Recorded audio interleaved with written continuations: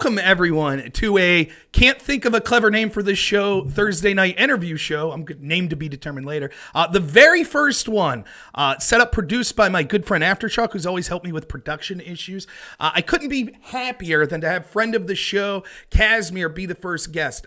Kasimir's a libertarian. I'll leave him introduce himself and his political philosophy because libertarian, as I'm sure we'll discuss a little, it's one of those words that can mean a lot of things. He is someone that I've interacted with on the Crucible. I was on a panel with Hoppean Liberty, election night, was talking to Kasimir a lot. He's someone that I value as a very intelligent person. And although we have sort of differing political philosophies, I think that probably 85 to 90% of the things we agree on. And I think it's always great to have people explain themselves from different philosophies that maybe I don't have the history of or sort of the ins and outs. And I think libertarianism and ANCAP is one of those things where people want to pigeonhole it and say this is what it means. And when you talk to someone who's intelligent, you oftentimes see that it's not being represented adequately. So thank you so much for coming today, Kasimir. Thank you for being the first honorary guest. And I hope there's not too many production issues. I think we're going to get through it just fine, though. No, I think that's going to be fine. I hope everybody can hear me fine. Yeah, it sounds good at my end. I think every could. So I thought we would start with this before we get into sort of the topics we're going to talk about tonight. Can you explain a little who you are, what your sort of political ideology is, and how you started to get into a foray of sort of advocating for some of the things you do? Right. So I'm an American citizen. I live in Escape from New York, which is my joking way of indicating my location and where I plan to be. I have immigrated from a brief stay in Israel, though I originally was raised in Russia. So my heritage is Russian, Jewish, some Austrian, and in terms of culture, I'm very much a European, Western European. And so I'm sort of trying to bring some of the best of that to the United States. Although my attitude is, I think, quite heavily is to never mess with something great too much. I still sort of see myself as partially a guest, even though most of my life was spent in this country. So I have that level of respect. If I am trying to offer some kind of a correction, I have to have very strong reasons for it. In terms of politically, I can tell you that 6 years ago, when I first joined Discord politics initially and sort of started more seriously exploring political topics, I was a classical liberal in I don't know if you can say the best sense of that word. I would debate against childish ANCAPs on Discord, destroy them with facts and logic, and not pay attention to that ideology much besides the memes. I voted for, I think, Obama the second time he was being elected. The reason for that was because I didn't have really a political party I was affiliated with. We're still very angry about Iraq, Afghanistan. And the Republican Party didn't present anyone who was different. I didn't think that Romney or McCain were that different. And so I made that mistaken vote. But I did vote for Trump, and I am currently voting straight R as much as I can, except when there's a libertarian around, and then it becomes a really tough question that I have to calculate. Voting is always a little bit utilitarian. I like to call it hostage voting. I'm a hostage. I don't get the best choices. I have to pick the one that causes me least pain. And I can't be too idealistic about it. So that's the origin. If you have any questions.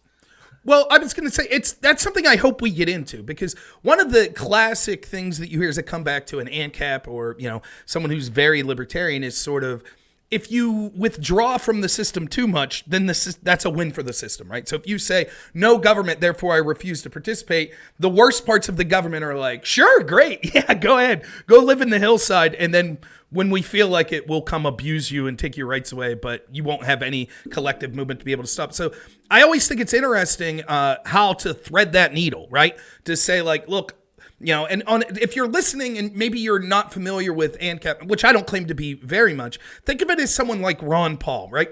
Ron Paul, for example, was against these pork projects, but he would oftentimes include them in legislation. When asked why, he said, why should the people that I represent suffer because every other representative is putting pork in the bills and doing things that advocate. So I hate it. I want to eliminate it all.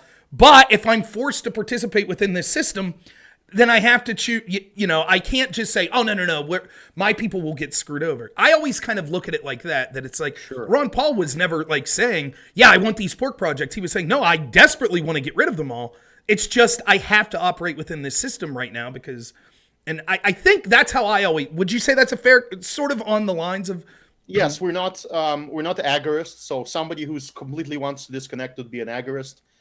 There is I like the community of Beachy Amish, and those isolationist communities. I greatly respect them.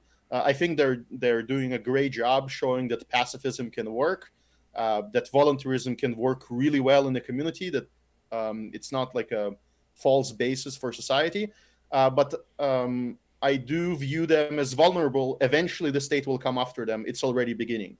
I can already tell you some stories. If somebody heard about the Miller farm, as one example. So, no, it's not for disengagement. And I can give you another example of how sort of libertarians of my type think. Disenfraul, his channel is sort of very hardcore ANCAP.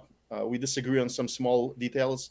And he would explain that during his life, he paid probably, some millions in taxes. He's working pretty well.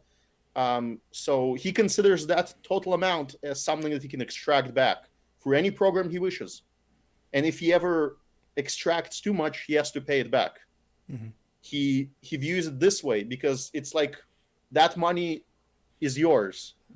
So that's about it. But let's talk about the specifics. So you would call yourself a Hoppean ANCAP, correct? And absolutely. Can you explain us, like, give a crash course for someone that maybe has a vague idea of what libertarianism is, but what exactly specifically is Hoppean ANCAP, and maybe how that differentiates from sort of like the Gary Johnson libertarianism that we saw as, the primary libertarian that was running for president in 2016, I believe. You're right. So I want to start actually from the end point. What we have arrived is that we have what we believe is a very strong theory of rules, of laws that come that are founded on the a priori laws of logic, on things that cannot be really coherently argued against, and so from that we arrive at a system that allows, like a tool that allows us to determine what is with the rules or against the rules. In day-to-day speak, it's legal or illegal, but it has other meanings when the state is around. But we can't call somebody a criminal if he violates those rules. Now, those rules are descriptive. They're a priori, meaning from some prior that cannot be argued against. They're not based on observation. They're based on on purely logic. And they're value neutral. That's very important to understand. So my values are not libertarian. My values are just my personal values, my cultural values, my desires for society. What libertarianism does is it says, these are the legal moves I can move through to still call myself a libertarian. And if I violate those rules, I will have to call myself a criminal in that instance. And I would have to do something about that. So... what I'm understanding is something like this. Your values, for example, might be, I'm pro, gay relationships. Pro-life. I don't have a problem with that, right? Or I'm pro-life. But what you're saying is I cannot enforce those values through the mechanism of the state. So sort of your belief, you're not calling your libertarianism your values. You're saying, no, that's a priori. That's even before the values. Your values are your values. What you're saying is the framework through which you evaluate. Most of us use the framework for like saying, I'm pro-life, and therefore it justifies X, Y, and Z. But you're saying, I can't say that. My value of being pro-life comes after the a priori framework, which says I can't enforce that through mechanisms of the state. Yes, I can, and it's not just, it's particularly the word state, we'll have to define it. The state is defined exclusively as something that is fundamentally built on aggression, on the initiation of coercion, on the initiation of violence. Somebody who performed a crime to get into their position of power. And in some sense, all states are currently such. They're not voluntary governments. They're highly coercive in how they started. They claim a lot of territory that doesn't really belong to them in any rational sense. And so you can legalize them. We have writings on how that could potentially be done. We have theories on how we would want it to be done. But right now, they're not such. That's just the reality we live in. Legal in our sense of that word. Right. So let's say that, again, an example. If I'm pro-life, then how do I deal with the reality that some women want to abort? Well, there's legal writings on this. People are trying to understand what's actually going on, and what they found out is that we cannot be in our theory against the eviction part of abortion. At least that's a gray area. At the very least, it's a very gray area, and the side that is in favor of evictions, meaning the removal part, is fully supported in the theory. Seems to be quite coherent. But we are strictly against the murder that's involved in the actual act. So I don't want to go into the gory details, right? But they can be quite gory in the last trimester. So that to us is like murder, and we would be happy to convict you for murder, and that deprives you of a lot of your rights as a murderer. How does that when you say conviction, right? There's an idea that will become confusing to me, because if we don't have sort of a government or a state, what does that look like? Because I think that's something that people need to understand. A lot of people think, ANCAPs would say might makes right. If you want to punch someone and take their stuff, that's okay. There's no government, there's no police. But that's not what you're advocating. You're saying we're the exact opposite. We're saying that might just makes might. The right part is the propaganda of the state. Now, a lot of libertarians, just out of habit, because it's always conflated, use the word government when they're saying the bad stuff. The state, the government. So let's propose a different word, governance. Can voluntary governance exist, and how does it look like? So the Amish community, if they find out that one of their members divorces, they don't have any enforcement mechanism just through their religion, through their moral system. They cannot engage in violence to do anything with that person. But they can completely disconnect from that person in their society. And they believe they have the freedom to do so. Meaning total ostracism. That person is non grata anywhere. Nobody will do any business with them. And that alone, that's the enforcement mechanism that's legal, because it's you're not doing anything strictly against them if they violated your morals. They didn't do anything illegal. But you also aren't forced to interact with them. So we have a lot of theories on which type of governance can be established, which one will likely be optimal. Hans Herman Hoppe, I call myself a Hoppean, as in his student, indirectly, hopefully directly at some point. He has this phrase, 10,000 Liechtensteins. So if you look up Liechtenstein, it's a state, it's a government at least. And his sort of vision, his imagination is that that's what it's going to look like in action. There's going to be some people that want to isolate from everybody or want to be on the margins. You should probably allow them to exist, interact with them. But mostly societies want to live in communities, and communities have to scale. So you will have groups of, hundreds of people federating with groups of, millions of people federating with groups of billions of people. That will happen. It's just that you will always have the tool of evaluation of what's actually going on. Did it break the threshold into a criminal relationship, into a crime based on our system? And if it does, what do you do about it and how do you deal with it? That's like a separate question. So I think this. Okay. Sorry, just one more bit. I think people understand why it's important. When you're arguing in debates with a leftist, they're utilitarians, and they have this idea that there is some greater good that can be calculated, and that's the basis for figuring out what's right and wrong, what's legal and illegal. And that is like a backdoor to introduce just as much violence as they want in any given situation, with arbitrary thresholds that just fit their mood. We believe that that's like a core damaging thing that rots society. And so there was an initial desire, like a value desire, to try to find some objective basis for all of this. So you can say, no, this is the line. And beyond that line, you're just being unreasonable. We can call you out as such. It's quite separate. I'm sure your chat has many objections. It's quite separate to answer all of your objections.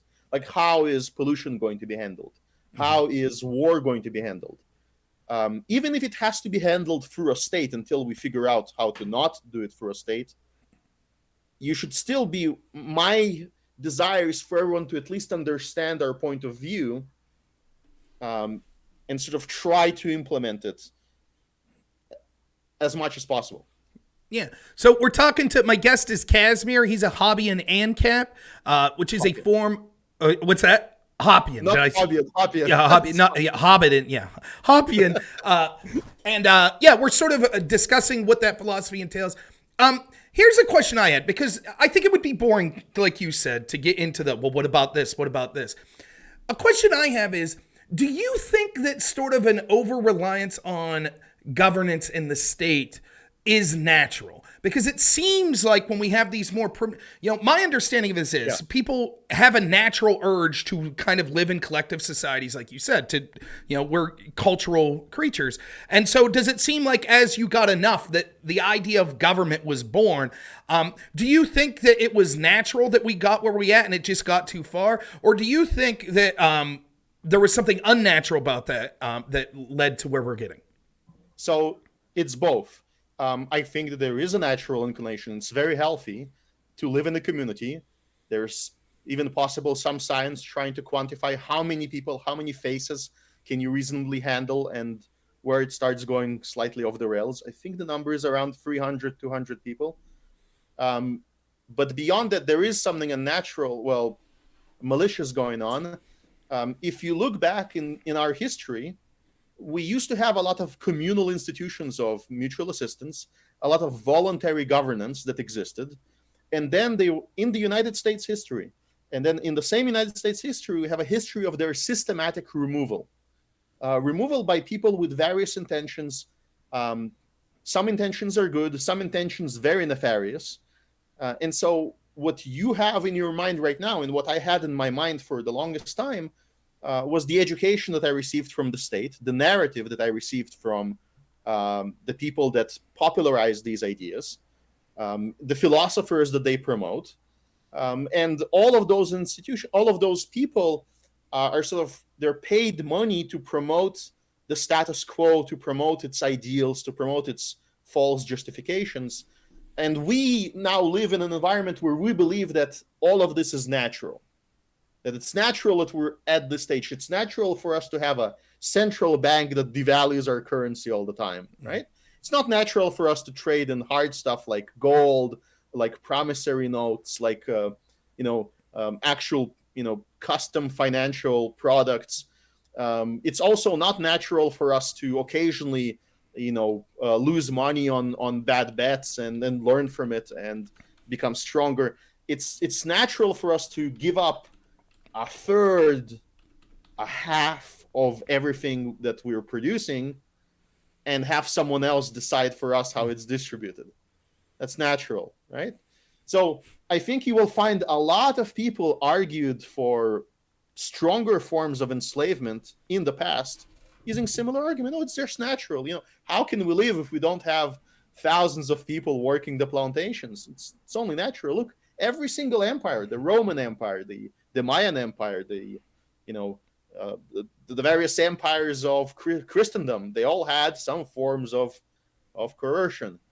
That is also, by the way, the beginning of the lie, because they didn't, not so much. The level of coercion wasn't the same. The level of taxation wasn't the same. If you start looking back in history, you will find some curious anomalies with those statements. But that's the narrative, right? Natural. Right. And that's because one of the big criticisms is it's inevitable, right? That if somehow you could snap your fingers and we could end up in sort of the idealistic ANCAP society, human nature will inevitably bring us back to where we are. And I guess the reason that I think it's important to think about these things is, I don't think that's a reason to reject, because even if you are a fan of different forms of government, you listen to someone like Thomas Jefferson that said in a healthy society we needed a revolution every 20 years, right? He wasn't saying, well, we set these parameters and that's it. What he was saying is you should always be distrusting. You should constantly be vigilant. And I think one of the reasons that we're so bad now, wherever you fall on that sliding scale of how much state should exist, what happens is I think exactly what you're saying, that we've just became complacent.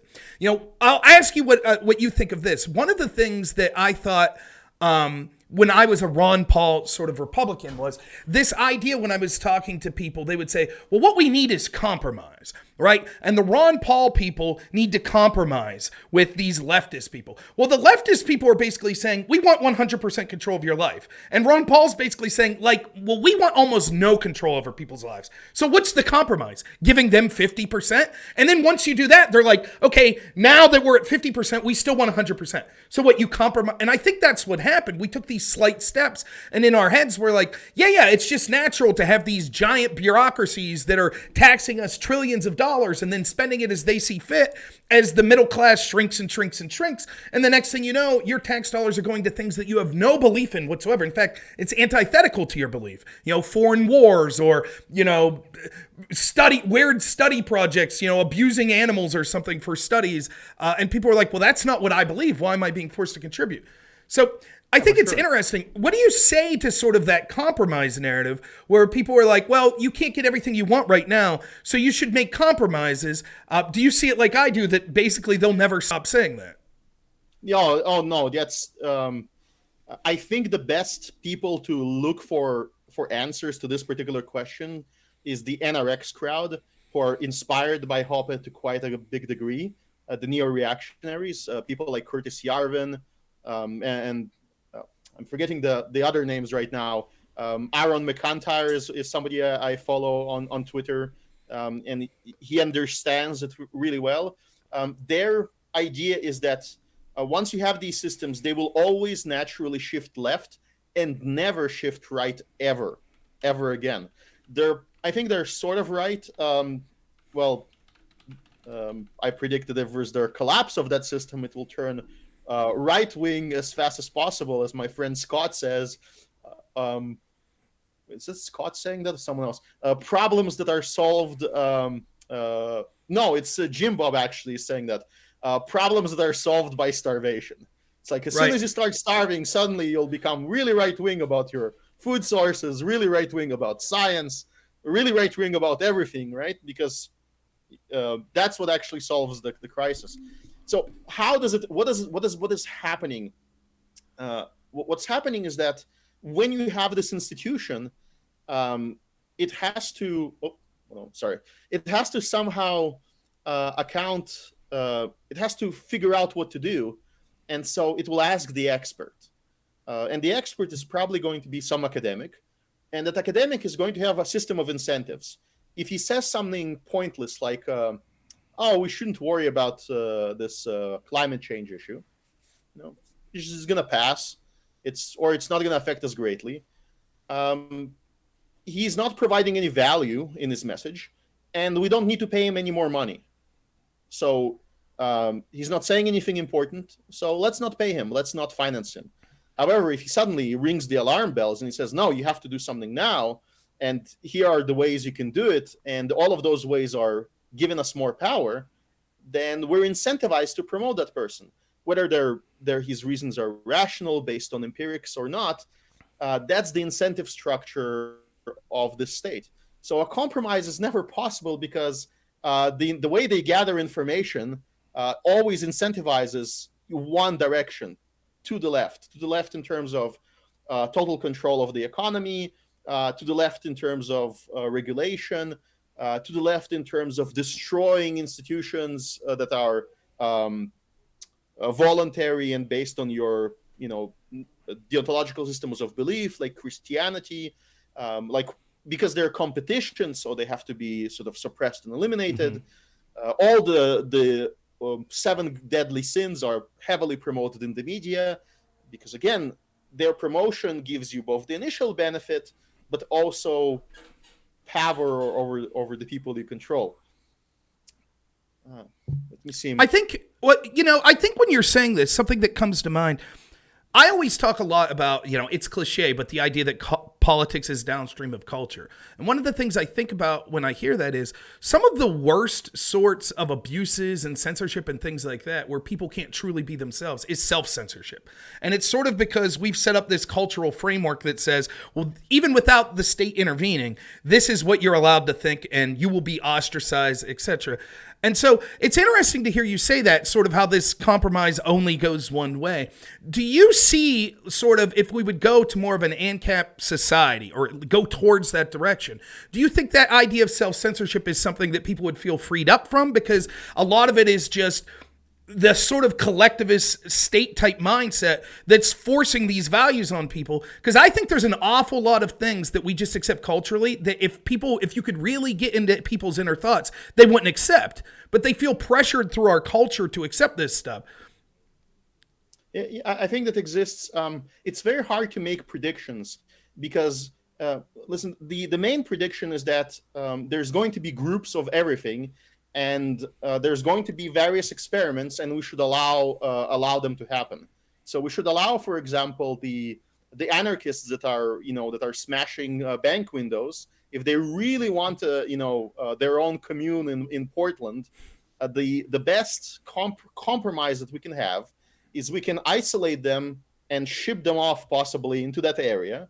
Declare that area as theirs, compensate everybody so that everybody else moves out, and let them experiment with their society to the extent possible, and say, we're not even going to trade blockade you. We're just going to let you live, but you have to be self-sufficient to some degree, and you can't, run to us for help every 5 minutes. And let that experiment run. And similarly with any other, extreme group that you consider extreme, that I wouldn't even allow, them to speak on my platform, I still would want them to run their experiments somewhere else. The most crazy groypers, right? The worst thing we can do is accept this idea that we should always live alongside them, and that we should always interfere in their business. No, we have a lot of space still. Find some space, start your life there, get investors, and if you're right, there's going to be something good about your movement. There's going to be something that will work out. If you're wrong, we'll find out, right? And then you'll have to integrate with our rules. There's no reason why somebody in New York, in my city, in Manhattan, let's say, tells people in Brooklyn how to live exactly. There's no reason for us to have the same legislative body. And it's particularly bizarre when somebody in Washington, D.C. tells somebody, some native person, some Indian person in Alaska, how to live their life, how to mine for gold.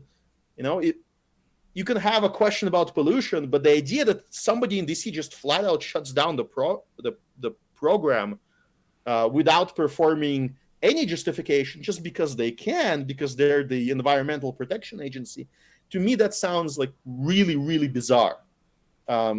So it is very, in terms of free speech, right? What is free speech in our system? It's like Discord. You show up, Discord without the Discord overlords, I mean. You show up on Rob Noerr's Discord, you obey a contract. If you don't like the contract, you get out.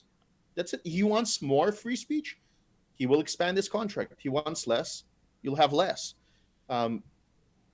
It's a bit more complicated with social media because they're not really private companies. Right. You don't. This is another difference. We're not like we're not Ben Shapiro libertarians. We're not left libertarians or we're not corporatists like from Cato Institute, who believe that a corporation is some saintly thing that you can never criticize. And I hate Cato. They're good for some things, but But why? Why are they wrong? Because you should look at the priors. Where do they get their money? Where are they funded from? How much percentage of their business comes from the state? Do they have a department where the FBI calls them directly and says, "Hey, that guy is saying things we don't like. Shut him down." And if they, no particular thing will give them the identity of a state agent. Maybe one particular phone call from the FBI that has a gun to your head, it's not a problem. Right, you just have to deal with it. But if you didn't set up a cannery service, if you keep accepting all the contracts, and if you keep on accepting just openly interaction with the state and all of its various manifestations, and you get state protection, why do we call you private?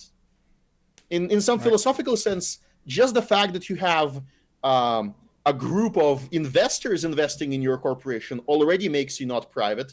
Because private implies one decision maker, privatus, classically, right? Everything else is some form of socialism for good or for bad. Not necessarily the Marxian kind, but it's some form of social organization that already drawing from neo-reactionaries. What's the problem with social organizations?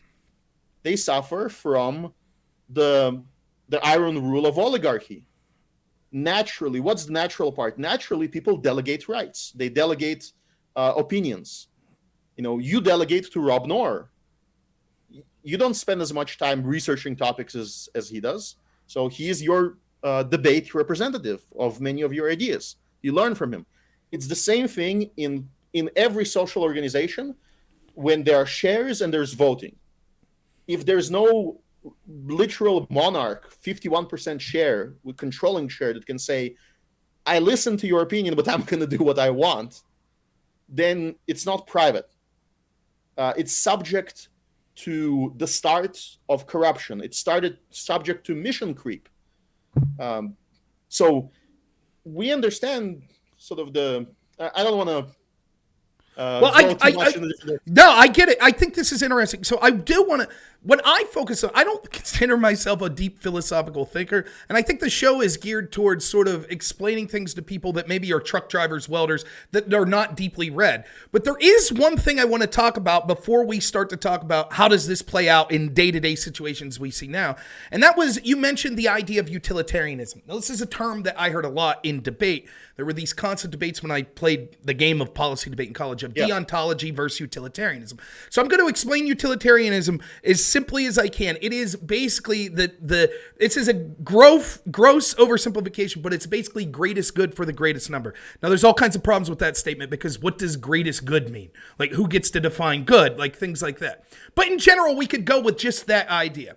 Now, you sort of correctly, I think, criticize leftists using utilitarianism to justify their actions. So, is it okay to punch a Nazi? Yes, because Nazis are bad, and if we didn't punch them, they would do a lot of evil. So the small evil of punching him is good to stop the large evil of Nazis. But you correctly point out, well, it leads to sort of whatever they want then becomes justified. My question to you is, if you had a crystal ball and you could see that they said, actually, us doing this small evil right now through coercion is justified because we could prove it to you through this time machine that you could see that it actually would save lives. Would you still be against it? In other words, are you against this idea of coercion for utilitarian purposes merely because it gets exploited or because it's an evil or it's corrupt on its face? Yeah, I think that's the core. The magic of their invitation is that they claim to have a crystal ball. Yet if you ask them to demonstrate that crystal ball, you will quickly learn that it's not only doesn't exist, but impossible to exist. Right. Like many future predictions. And it's not just like they can probabilistically estimate something, but most of these hypotheticals rely on having this knowledge, while in reality you never get it. They're not realistic. When you debate them, they often say something like, would you steal a penny to save the entire world, the entire universe? And we as ANCAPs would say, no. And then they win the debate, right? So how do we come back from this? What's the problem? Are we crazy? Well, then you ask them, no, let's multiply that penny. Nobody knows what a penny is. If the penny itself is not theft, if you take a penny, you're not stealing anything. What are you actually doing in that action when you steal it? Well, you took a fraction of someone's life away. Our entire conception of property is based on just this body autonomy. Body autonomy is the core. Everything else is sort of an illusion, a metaphor. Labor is a metaphor. Property is a metaphor. You own your time on this planet. It's limited. It has a beginning. It will have an end. And because of that, that's the scarce resource. That's the thing that they're taking away. If they're justified as a normal thing, as a standard, to steal a tiny fraction of it, why can't they steal all of it?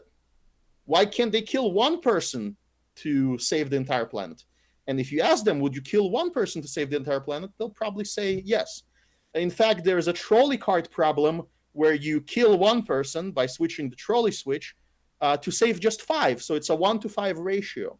And they would say yes, naturally. The way you have to think about it is not as a single slice of time.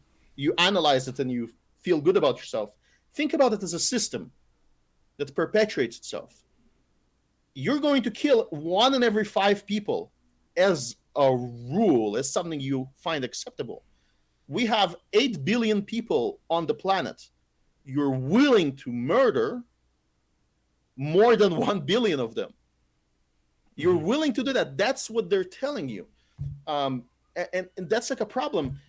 And they will. They'll tell you that on face. Like, for example, I've debated them on climate change, right? And I'll say, it's like pulling teeth. They won't just say what they mean. Or more likely, they haven't thought through it. And you'll say, well, we have to completely eliminate fossil fuels by when? They'll say 10 years. And I'll be like, okay, let's take a country like India, right? Where they're just now seeing their life expectancy grow because they're getting a rudimentary energy grid. If we eliminated fossil fuels in the next 10 years, you'll be sentencing millions of them to death. And not only that, we would have to then go to war with places like China that are going to be so let's say that 1 billion people will die. I've had 3 or 4 people, I've said it that way. I said, is it worth it? And they would say yes. And then the last question I ask is, well, how certain are you that we're all dead if we don't get rid of fossil fuels in 10 years? And they'll be like 20%, 30%. And it's like, you just sentenced 1 billion people to death for something that you're 20%. And when you start to think about, well, if you say that trolley cart problem, I'm willing to kill 1 person to save 5. There's problems with that philosophically anyways, but the real problem is the certitude. Because you'll say, I'm certain that it'll save 5 lives. What you're really doing probably is moving that trolley cart, and it wasn't going to kill those 5 people anyways. So now you just murdered someone for no reason. And that's why we shouldn't as humans be equipped to make those sort of decisions, because when you're wrong, you're evil. Like it can't be more evil. So I totally agree. You can test that intuition very easily in debates. I think if you watch a very strong debater on the Crucible, Synth, debate Scott, Scott spends a lot of time on empirical arguments. He likes to argue over statistics. It entertains him. And then around minute 53 of that debate, he gets asked the penny question. He answers it. He gets laughed at initially by Synth and some parts of the chat. And then he turns it on Synth and says, how many children are you going to obliterate, destroy, and he probably used harsher examples. Right. And you can make it as ugly as possible in order to save the world. And then Synth actually had a little hiccup. Suddenly his moral intuition kicked in, and he said, well, listen, if I start murdering so many children, is the world worth saving anymore? Right. Have I created such a world? He asked that question live on air. He's like, he said that if I do this, I will not be the type of person that can save the other 5. In fact, I'll be something much worse than the original threat, potentially. So that's the sort of the philosophical risk of this. And then in reality, what you see is that most people are rule consequentialists, rule utilitarians, meaning they do believe in deontological rules. They have no means of discovering them, so they have to invent much more vague stuff than we do. And then they try to sort of inconsistently apply it and say, well, it's justified. The other thing that you should catch immediately is when they say that they deserve things. So a lot of critics of libertarianism recently, Mr.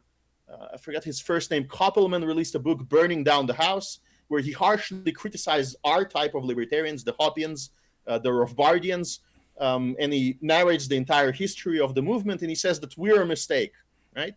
And then during his presentation, he says, we deserve things, meaning we deserve healthcare, we deserve, our lives being saved in an emergency. We have all of these deserve things. And then you can just extend that analogy. Do you deserve procreating with a woman? And if you do, if that produces children, don't we want, the growth of our society? What if we suddenly have massive depopulation that's reaching, very low levels? Are you going to say that now the state has to provide, has a lottery where a woman has to sleep with that man because it produces good results, because he deserves to be, perform his primary function as a biological organism? It's a very dangerous, but they always avoid those dangers. They just say deserve. Now, I do want people to have all of those good things. I just believe that that's not how, I deserve you is not a really good statement on a first date, right? I'll push back a little, but I'll also say where my argument is weakest, right? I do think, like the penny question, I would say, yeah, you would take that penny. But then I would say the problem is a problem of threshold. Because clearly there comes a point where I say, well, that's too much. Well, how do I draw that threshold? I don't have a good answer. I don't. And that's the problem. But go ahead. There's one legal thing you can do. At least admit, if you understand, learn the theory, and then admit that you're a criminal. And that's a much better position than a rule utilitarian or anyone else or any statist, is to say, you know what, I'll save the penny and save the planet, but I will definitely be a criminal doing it. I will never try to justify it in any sense. And in fact, I'll go to jail, right? To the extent, and in fact, I'll never teach anyone that's how it should be done. If we arrived at such a position, which is implausible, but if we did, there were probably some mistakes along the way that made the criminal solution the only solution. And so that's at least a much better way of thinking about when you're stunned, when you're locked. It is. It's a difficult problem because, like, I had an argument last night, right, where I said the Democrat position, which is I would think is probably a libertarian position on abortion, is there should be no law. It's between a woman and her doctor, right? And that, to the logical extension, would mean 9-month abortions are okay, right? As long as it's still attached to the woman. Well, maybe you'll disagree, but that's the logical extension of the Democratic argument. It just is. If there is no law and it's only between a woman's body, a woman's choice, that means that they can't then say, oh no, we're against 8-month abortion. You might morally be against it, but you're saying she should still be allowed to do it. And to me, the only logical position of saying woman's body, woman's choice is that you have to say, okay, that means even at 9 months, even at the due date, I'm for abortion. The problem is most people don't look at it like that. But then the problem is it's almost impossible to define why do you draw the threshold exactly where you do? That's the problem that I'll run in. That's my greatest weakness when I argue against a complete statist or a complete non-statist, is both of them have me on, at the end of the day, there is some arbitrary measure, and when I decide this is okay and this isn't. And that's absolutely true. It's something that anyone who advocates for any sort of state has to come to grips with. So if you're someone who's libertarian adjacent like me, that's like, I value individual freedom and choice basically above all, but I still think there's a role for limited government, limited taxation. I have to, when I'm talking to someone like you, you'll always have me on, well, it's easy for me. The answer's right there because you've set forth this framework and say, no, it's not justified. But for me, I have to say, well, here's why the penny's justified, but the $1,000 isn't. And it's difficult. It's very difficult to not be arbitrary in saying that. You can just say that both, again, you can say both of them are unjustified. Not just unjustified. What we're saying is that they're unjustifiable. And again, that's a descriptive statement. We're not prescribing a value to any of these. In fact, the value is still the penny, save the world immediately, right now. That's the value. But you also know you will not be able to logically justify it. That's a separate thing of, I won't go into details how. I just say, read up the literature. I'll reference it if you're very legally inclined. Somebody like Pisco should probably take a look at it. It would be curious to see how it affects his mind. So it's not quickly about abortion. I'll give you, and everybody in chat, I'll give you an important tool in order to fight against leftists on identity. So the key question on abortion, and probably in most debates, is identity. What is identity? In the broadest sense. Let's say that you have some analysis in your mind of a situation. You know, a woman becomes pregnant. At some point, a child is there, right? And you have these analytical figures, placeholders. A woman means that's the title, the word, and it points to some concept, right?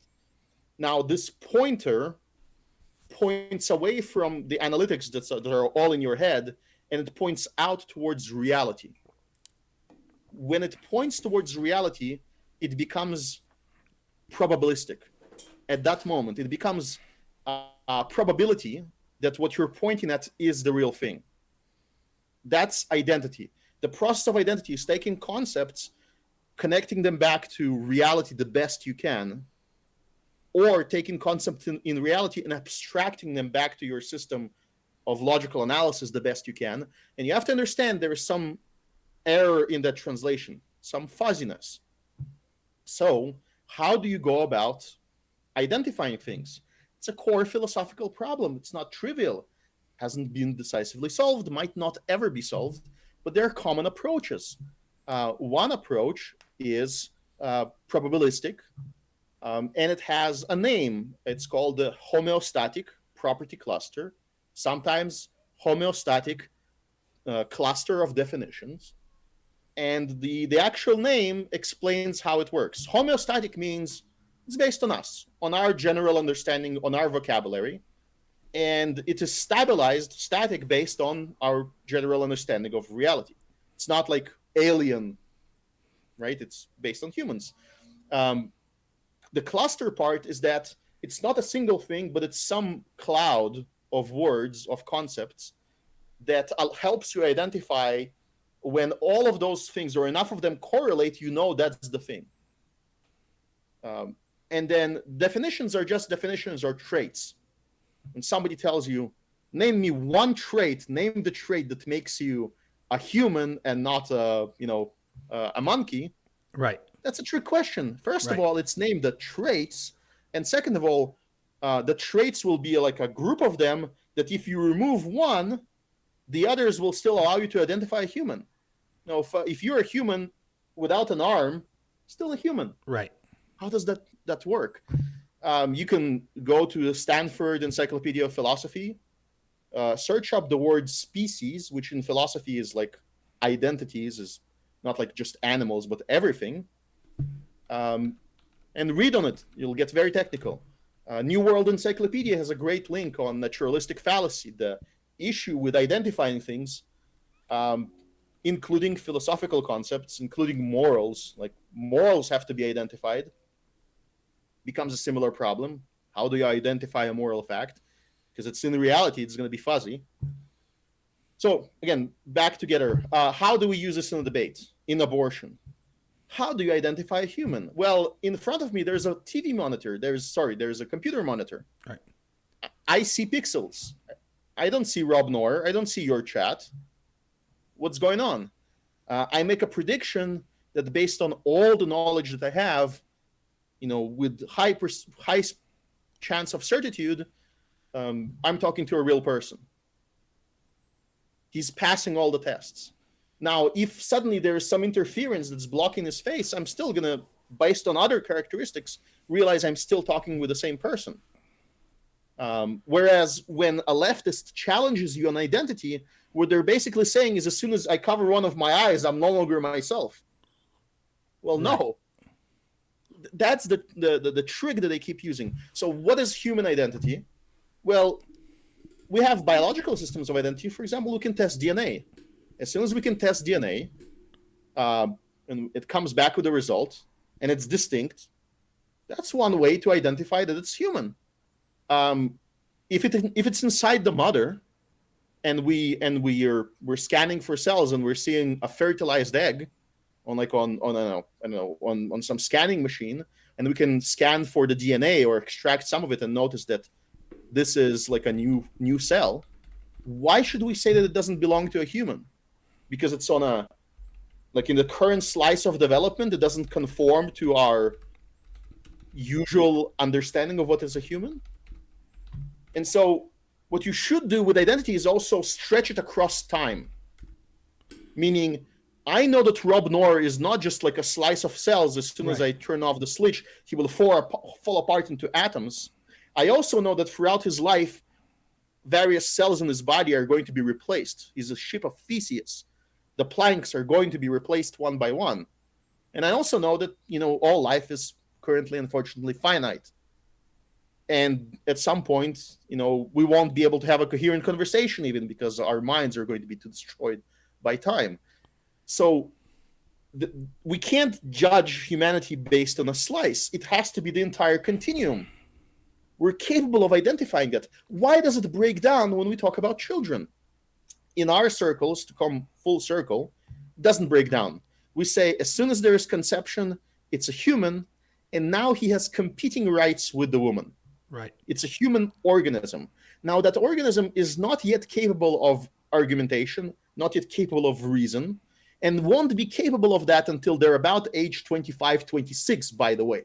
Right. Won't be fully human by that time. But by the way, just to interrupt, there are people that have advocated for abortion until speech is development. That literally exists. They say we don't qualify it as human until they have speech because it's uniquely speech that makes human. So not only are you saying something that's true, but there are people that take this to the ridiculous extrapolation that we should be allowed to abort a 1-year-old. Yeah, and they always can't answer a question. You know what?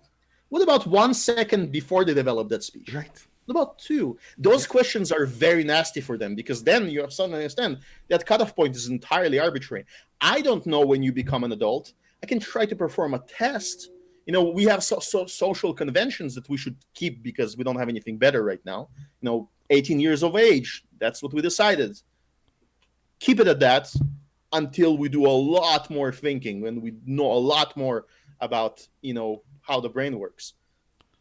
And so... But I think that what you say there's really smart, and I'm going to take it to a different point. But I'll just say this real quick: the debate has always been, when is it a life? Because it becomes very tricky, right? It's a very clever rhetorical trick to get someone who's more libertarian minded. The phrase "my body, my choice." Because on face value, you agree with that. You're like, I agree. I should have the freedom to do with my body. 2 bodies. That's the point. Choices. So when they say that, what they're conveniently ignoring is, but it's not just your body. For example, it might be my body. I might be stressed out to the point of medical illness because my neighbor. That does not give me the right to eliminate my neighbor and say, well, my body, my choice. It was to make me healthier. Everyone understands, well, that's absurd.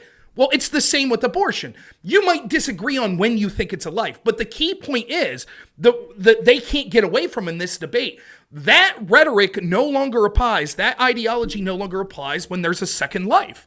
It doesn't. You don't get the right for a convenience for you to exterminate a life. You don't.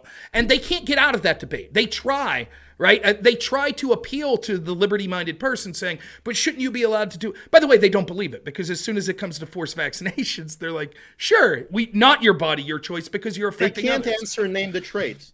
Right. They can't. They will say, it's like you can watch this live in a debate between Destiny and one of the vegans, the most recent one. I think it was possibly even Vegan Gains, where they're in the channel. They're trying to determine what a human is.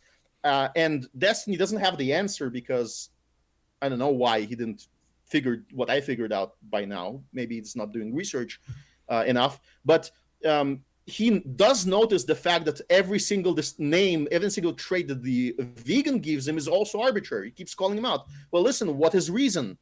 What is the capacity? What is life? What is like consciousness? All of these are vague terms. You're just like smuggling in the fact that you know them, that they're not arbitrary, but they are sort of arbitrary. You don't have any proof of where it begins or exactly where it ends. You don't have any measure. So how does it work? One key insight that our sort of the ANCAP society brings in is that, or like the ANCAP academia, is that everyone deserves to have guardianship in order to adjudicate or resolve conflicts in about their rights, right? And so normally, like I'm my own guardian, Rob is his own guardian, but when there's a child, the child cannot be their own guardian. Everybody agrees they can't think. Well, the fetus also cannot be their own guardian. The guardianship defaults to the mother because she is the first possessor, and I don't think anyone will disagree with that. I think the leftists even actually agree on that. It's not ownership. Think about it more. The good metaphor is money in trust or body autonomy held in trust. Now, if you hold someone else's property in trust, there's a limit of what you can do with it. You can't just destroy it.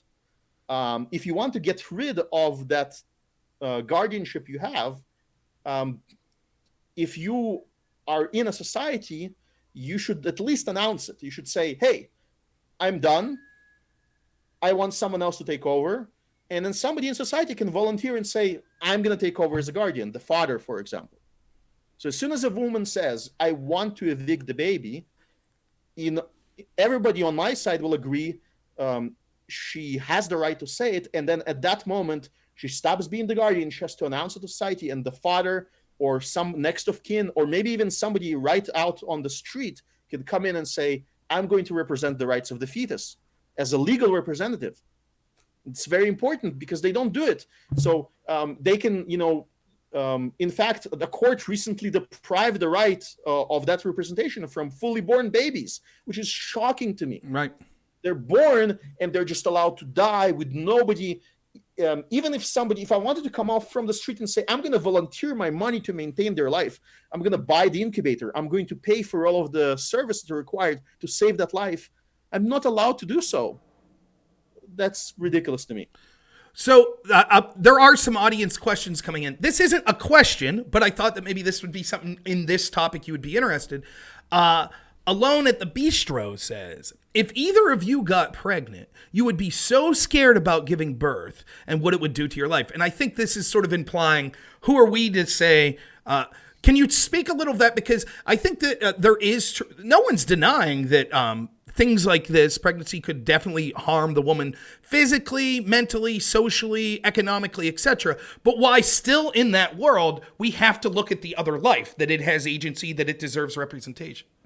I actually want to address their position from a different perspective, slightly different. Okay. Let's introduce a little bit. Let's start noticing things.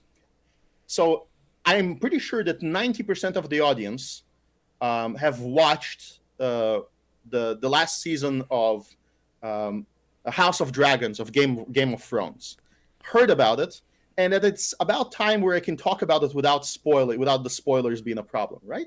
Yeah, spoiler for House of Dragons. So tune out for a second. I'll give the thumbs up if you turn the audio off when you can come back. No, I think it's going to be fine. I'm not going to spoil it too much. I'm going to just say generally what certain things that I noticed there. There's many children in the show. There are 3 or 4 pregnancies that are presented in graphic detail. Every time a pregnancy is presented, it is torturous. 2 of the pregnancies result in eventual fatality. Both of them with excruciating pain, one of them to end the pain, the other to try and save the baby. Gory details. I can't associate that because I'm a man. I'm disgusted, I'm disturbed, but it will never happen to me. So yes, you're right, I can't understand what you're feeling. But I can empathize with you.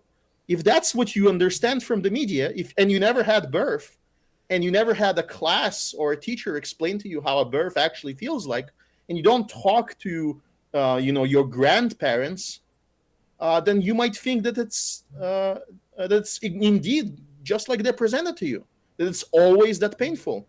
And it will never occur to you to question, hey, we've been here on the planet for thousands, tens of thousands, possibly more years. And birth, the thing that gives us life, is always painful, always slow. Why? Maybe it's actually in rare occurrences it's painful, and you go to the hospital and people take care of you. There's C-sections now, God bless. But right. Actually, in the past, for most people, yes, because of infections and other things and weaknesses and diseases, and there was a lot of childhood and mother mortality during birth, but not as much as they show you on the TV set. And it's one show. And if you start going show from show, you start noticing pregnancy and having children is demonized. So how would you feel good about it? Right. Would you know how to do it? To try to give a real world example. So I'm 38. When I had my son, I was 36, my first son, and my wife was 30, I believe. She was in labor for 20 something hours. In my head, if you would have said your wife's going to be in labor for 20 something hours, in my head, that was her screaming at the top of her lungs for 20 something hours. But that's not what it was. She was in pain, no doubt. But there was medical help that was significant. She was able to hold a conversation with me. It wasn't pure torture for 20 hours. And she wouldn't have changed it for the world, right? That amount of pain for that one day, it's the greatest moment in our life.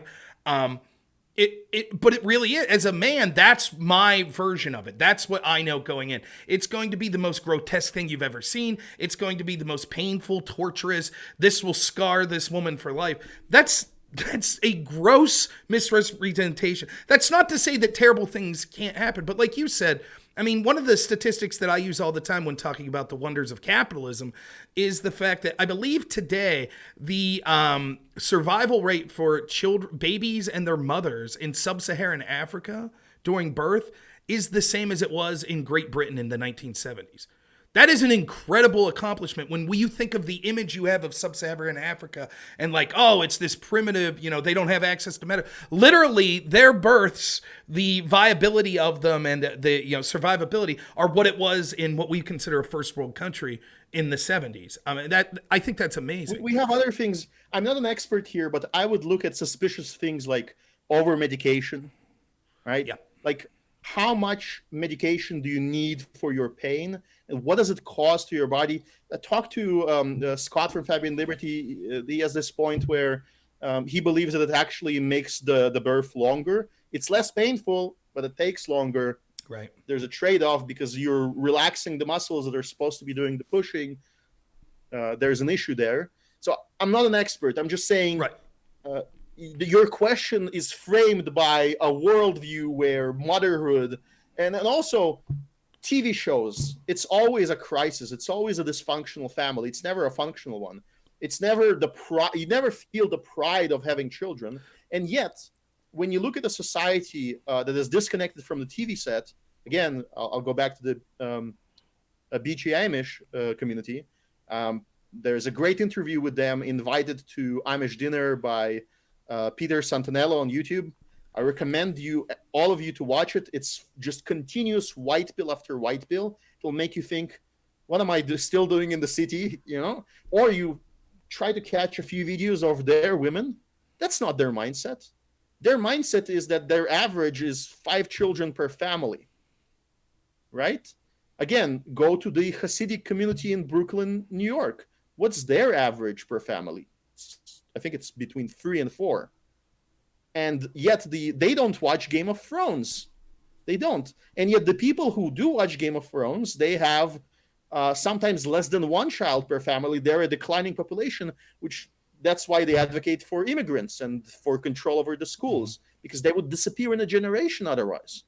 Because they've demonized the core value, the core commandment in Christianity: respect the father and the mother, respect yourself as the father and the mother, respect your children as the future fathers and mothers. That's gone. They're demolishing that culturally. Of course you're afraid. You're meant to be afraid. And nothing is being developed. Like, it's not like there is a market demand for alternatives. It exists, but it sort of gets dismissed. There's people with midwives that stay out of the hospital. There's various other inventions that the market might introduce. It just doesn't happen.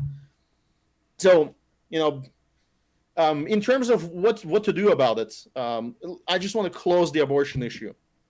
The way it's actually solved, the compromise that exists, that I believe should happen, is that in your community, in your group of hundreds of people, the law should be something that everybody signs up to.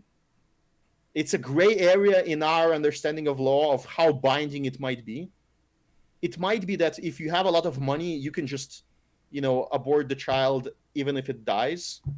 And the only really, we can only put a monetary challenge to it. We can say, if I live here, I agree to pay $10 million if I abort the child. If she has $10 million, sorry, that's what she'll do. And it's up to you, the guardian, to provide a surrogate, artificial womb, medical technology to save that baby. It's just how it's going to be. Another group of libertarian, of ANCAPs, like Walter Block, they believe that you can alienate your rights. They believe you can sell parts of your rights, basically enslave yourself. And so the mother or the surrogate that says, I'm going to do 9 months, signs on that contract, gets notarized, can put her in prison, in a special medical facility for those 9 months, where she doesn't get to accidentally, perform any tricks on the staircase. Right. So I don't know which one of those positions is most right. I'm leaning towards the fact that contracts can only be monetary. You can't really alienate yourself. But I think that if you look at, again, societies that have low incidences of abortion, there's plenty of them. Don't require state meddling necessarily. And the state meddles, they're lying. It meddles in both directions. It doesn't allow you to save the baby. It doesn't allow you to sue the woman for murder, for at least in civil court. They're going to laugh you out of the court, even though you've asserted guardianship over the child. It's inconceivable to me, with the current system, how a guardian can harm what they guard. If somebody, you can check it really easily. If somebody crashes a car into that pregnant woman's car, ends up accidentally killing her, it's going to be a double homicide, double manslaughter. Easily. But somehow, if she does it, it's nothing. Consistency is not nice. Consistency is, there's going to be some crazy woman out in the forest killing her children. I'm sorry. We can try to hunt her down. Maybe we'll even pay for it and save the child, but we won't save everybody. But the trick is that they're going to scare you away from my position by some, crazy analogy that doesn't actually exist. But yet the system they're promoting is actually the ridiculous one. Yeah. So, all right. What I want to do is I want to give the audience a chance to ask questions. So if you need a reminder, we're talking to Hoppean and Kasimir. we'll take some audience questions now. There have already been a couple, but please, if you have a question, put it there. Anything within reason. I think Kasimir's game to answer almost anything. So anything that's against terms of service is something we'll leave out. But other than that, I think we're both fair game. One of the questions someone named Goku asked was, can you name a society where this has ever worked? That's a great question. So what we do in our historical research is we find societies where it partially worked. It worked for large durations. There are YouTubers like Prax Ben that love research. Liquid Zulu also occasionally does research where he shows you the Icelandic Thane system that existed for 100 years.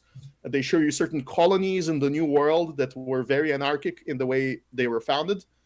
And there's the Amish example that I keep referencing, where just by virtue of being, they don't know our rules. They're simply pacifist. Now, I'm not a pacifist. If you attack me, I'll do quite a bit back, right? I might even do it where you believe that it's preemption. Right? We can talk about this, but I believe that you are aggressing, and I'll be justified in preempting, stopping you. I don't need to wait for you to shoot first in a gunfight. You're gonna draw. I have to draw faster. Right. So these we have these examples that are partial examples. We also have examples within a state of people organizing voluntarily. We have examples within a state of particular problems like the roads or the police or the fire department solved in a private manner. Did they ever all exist within one system that was perfectly legal based on our rules, perfectly adhering to non-aggression principle and argumentation ethics? Not yet. One of the problems why is because the best version of our theory only emerged in 2016. It was written in 93. It faced very harsh criticism, very thorough. Multiple articles were like, no, this is nonsense. Dismiss, dismiss, dismiss. And then for tens of years, a lot of people worked to debunk one by one every counter argument till it became more and more ridiculous and easy to just dismiss out of hand. And in 2016, there is a lecture by Herman Hoppe where he lays out everything in way too much detail for most of you guys to want to engage with them. Sorry. And now it's our job to popularize it. It just happened. We're gonna, if we're optimistic, it's going to hit mainstream culture in 50 years and become reality in 100. Well, on this note, there's another question I think that goes right into this. Fun12 wants to know, what book do you think you would get the most value from? Or maybe to refine the question, if someone's interested, what book would you recommend? Where do you think people should start? I think there is a... so the first guy that invented the term, perhaps not the best term to name us anarcho-capitalist, meaning anarchists and capitalists, was Murray Rothbard. The reason why he wanted to do that is because he's correct. There's anarchist rules there, and it's a bit anti-egalitarian, so it's not liberalism. It's not liberal, really. It emerges out of it, but it's like a counter movement, almost a reaction to it. And so he invented that term. His book is called, it's a pamphlet, it's called Anatomy of the State. Anatomy of the State does not provide solutions, but it does address common misconceptions, and it tries to defeat common counter-arguments, common copes. It's the anti-cope book. If you want to stop coping about the state and think about it seriously, at least recognize what it is, read that pamphlet. Obviously, you'll have disagreements with it, but I think it's a good place to start. The other good place to start is Hans Hermann Hoppe's Democracy, the God That Failed. That book will probably turn you a little bit more reactionary. You should read reactionary literature as well. Read a little bit of Carlyle. Currently, there's Courtesy Arvin. You can read his criticism. He also criticizes the current state, and he has proposals that differ from ours. Mises.org is the website. It has way too many books and articles. You start searching a topic, you will find debates on abortion, debates on any topic you want. It's up to you to determine who is right in the debates, unfortunately. And there's popularizers. But in terms of books, I would start with Anatomy of the God That Failed, Anatomy of the State, Democracy, the God That Failed. There are other books by Herman Hoppe that are interesting, like Getting Libertarianism Right, What Must Be Done, chapters out of them. You can grab a chapter in his book from 1993, Economy and Society. I forget the full name. You can grab a chapter on, for example, production of defense, where he handles what's that all about, where he handles public goods. There's a lot, right? So that's where you start. Yeah. Someone asked, I forget who asked this, but they asked earlier, what do you think of Ayn Rand and objectivism? Okay. We are in a sort of mortal combat with objectivists very often. When Jan Brooks comes to our channel, to Scott's channel to debate him, he would say libertarians must be eliminated as an ideology, must be destroyed. So I don't think that animosity has to be there. A lot of people, so they have a moral system. They believe that they have a moral realist, or at least approaching that moral system. They have prescriptions that are based on life and flourishing. And I find them perfectly acceptable because, again, my system is value neutral. I disagree with them when they say that, this state thing, this coercion, they're the guys that will steal the penny, for sure, right? So on that, we disagree. I disagree with their analysis of the state. I think they should read more reactionaries, that Ayn Rand is a bit too optimistic in parts. But I also think that, I can't really comment about it because it's still on my reading list. I don't think they'll ever convince me out of ANCAP, but maybe they'll convince me that their moral system is sufficient where I won't need, any religious one instead. They're very anti-religious. My current understanding is that because I don't have the time to invent a new religion that will be fully consistent with my views, I will have to use a moral system that I was raised in, which is Christianity and Judaism. I would have to look at the 10 Commandments and say, those are pretty good. I'll grab that. Right? Which is not perfect. It has issues. But so I'm not against objectivism. I think the fight is sort of frivolous. They have a fight with the wrong types of libertarians, and I understand them. Just like Rob here will say, I'm a libertarian, but not like these crazy guys. Objectivists want to eliminate the crazy guys, and we want to eliminate the crazy guys. We want to have a different label from them. Right. That's one of the things that's always confusing interacting with people. Labels are very difficult. Like, human nature is that we need to label things. You sort of hit on this earlier, right? Like, there's this idea, like, I don't care how smart you are. If someone comes up to you and says, define man, you'd be like, oh, well, the sexual organs of a male, right? Like an adult, you'd be able to say, and they'd be like, but what about this? Here's a person that's slightly outside of it. And they'd always be able to take the exception. And it makes it, you can do that with anything. Define chair, define dog, right? And it's very difficult and probably impossible to get a complete, just if there was an alien that didn't know what these things were. Proven impossible, even better. Maybe somebody will disagree with Moore's proof, the color yellow, all of that naturalistic fallacy. It's a naturalistic fallacy to claim that the identity is exactly what you're observing. Yeah. So it's like that with all sorts of things, right? There's I don't want to say silly. There are things that are clearly being used for. Okay. Sorry to interrupt. No. The key thing is that they were all invaded. I'll declare myself an ANCAP. In 50 years, there's going to be a leftist in my organization trying to undermine me, trying to subvert it, trying to shift it to the left because it's going to be a social organization. To a great extent, there's always going to be a leftward flow in it to some extent. Libertarianism was absolutely conquered by light Democrats through the history of the United States. Yeah, and so the revolution countered that a little bit. Right, and so it's difficult, right, when you're on these spaces or you're going to debate a libertarian or these people. Well, what does that? It runs a huge gambit. One of the things I have a constant source of frustration. I'll admit sometimes hyperbolically, but it's also authentically. That's how humans talk. Like humans will say shit like, "I'll never fucking eat at that place again." Really? Never? Right? You would never eat. Right? That's how we talk. That's natural. There are people understand that sort of community. So when I say the Democrats believe X, inevitably I'll get 3 morons in my chat going, "I'm a Democrat and I don't believe X." It's like, right. Well, I was talking about their leadership, the majority of the party, the people with power, etc., etc. So these labels they're necessary, but they're also sometimes clunky. That's why I think it was really important to talk to you about these things. Something that I find helps give people an idea of exactly the type of things you're doing is to apply it to a real world situation. So EOD696 asks, who do you think should lead the Libertarian Party in 2024? And I think that will give people an idea of where you're coming from.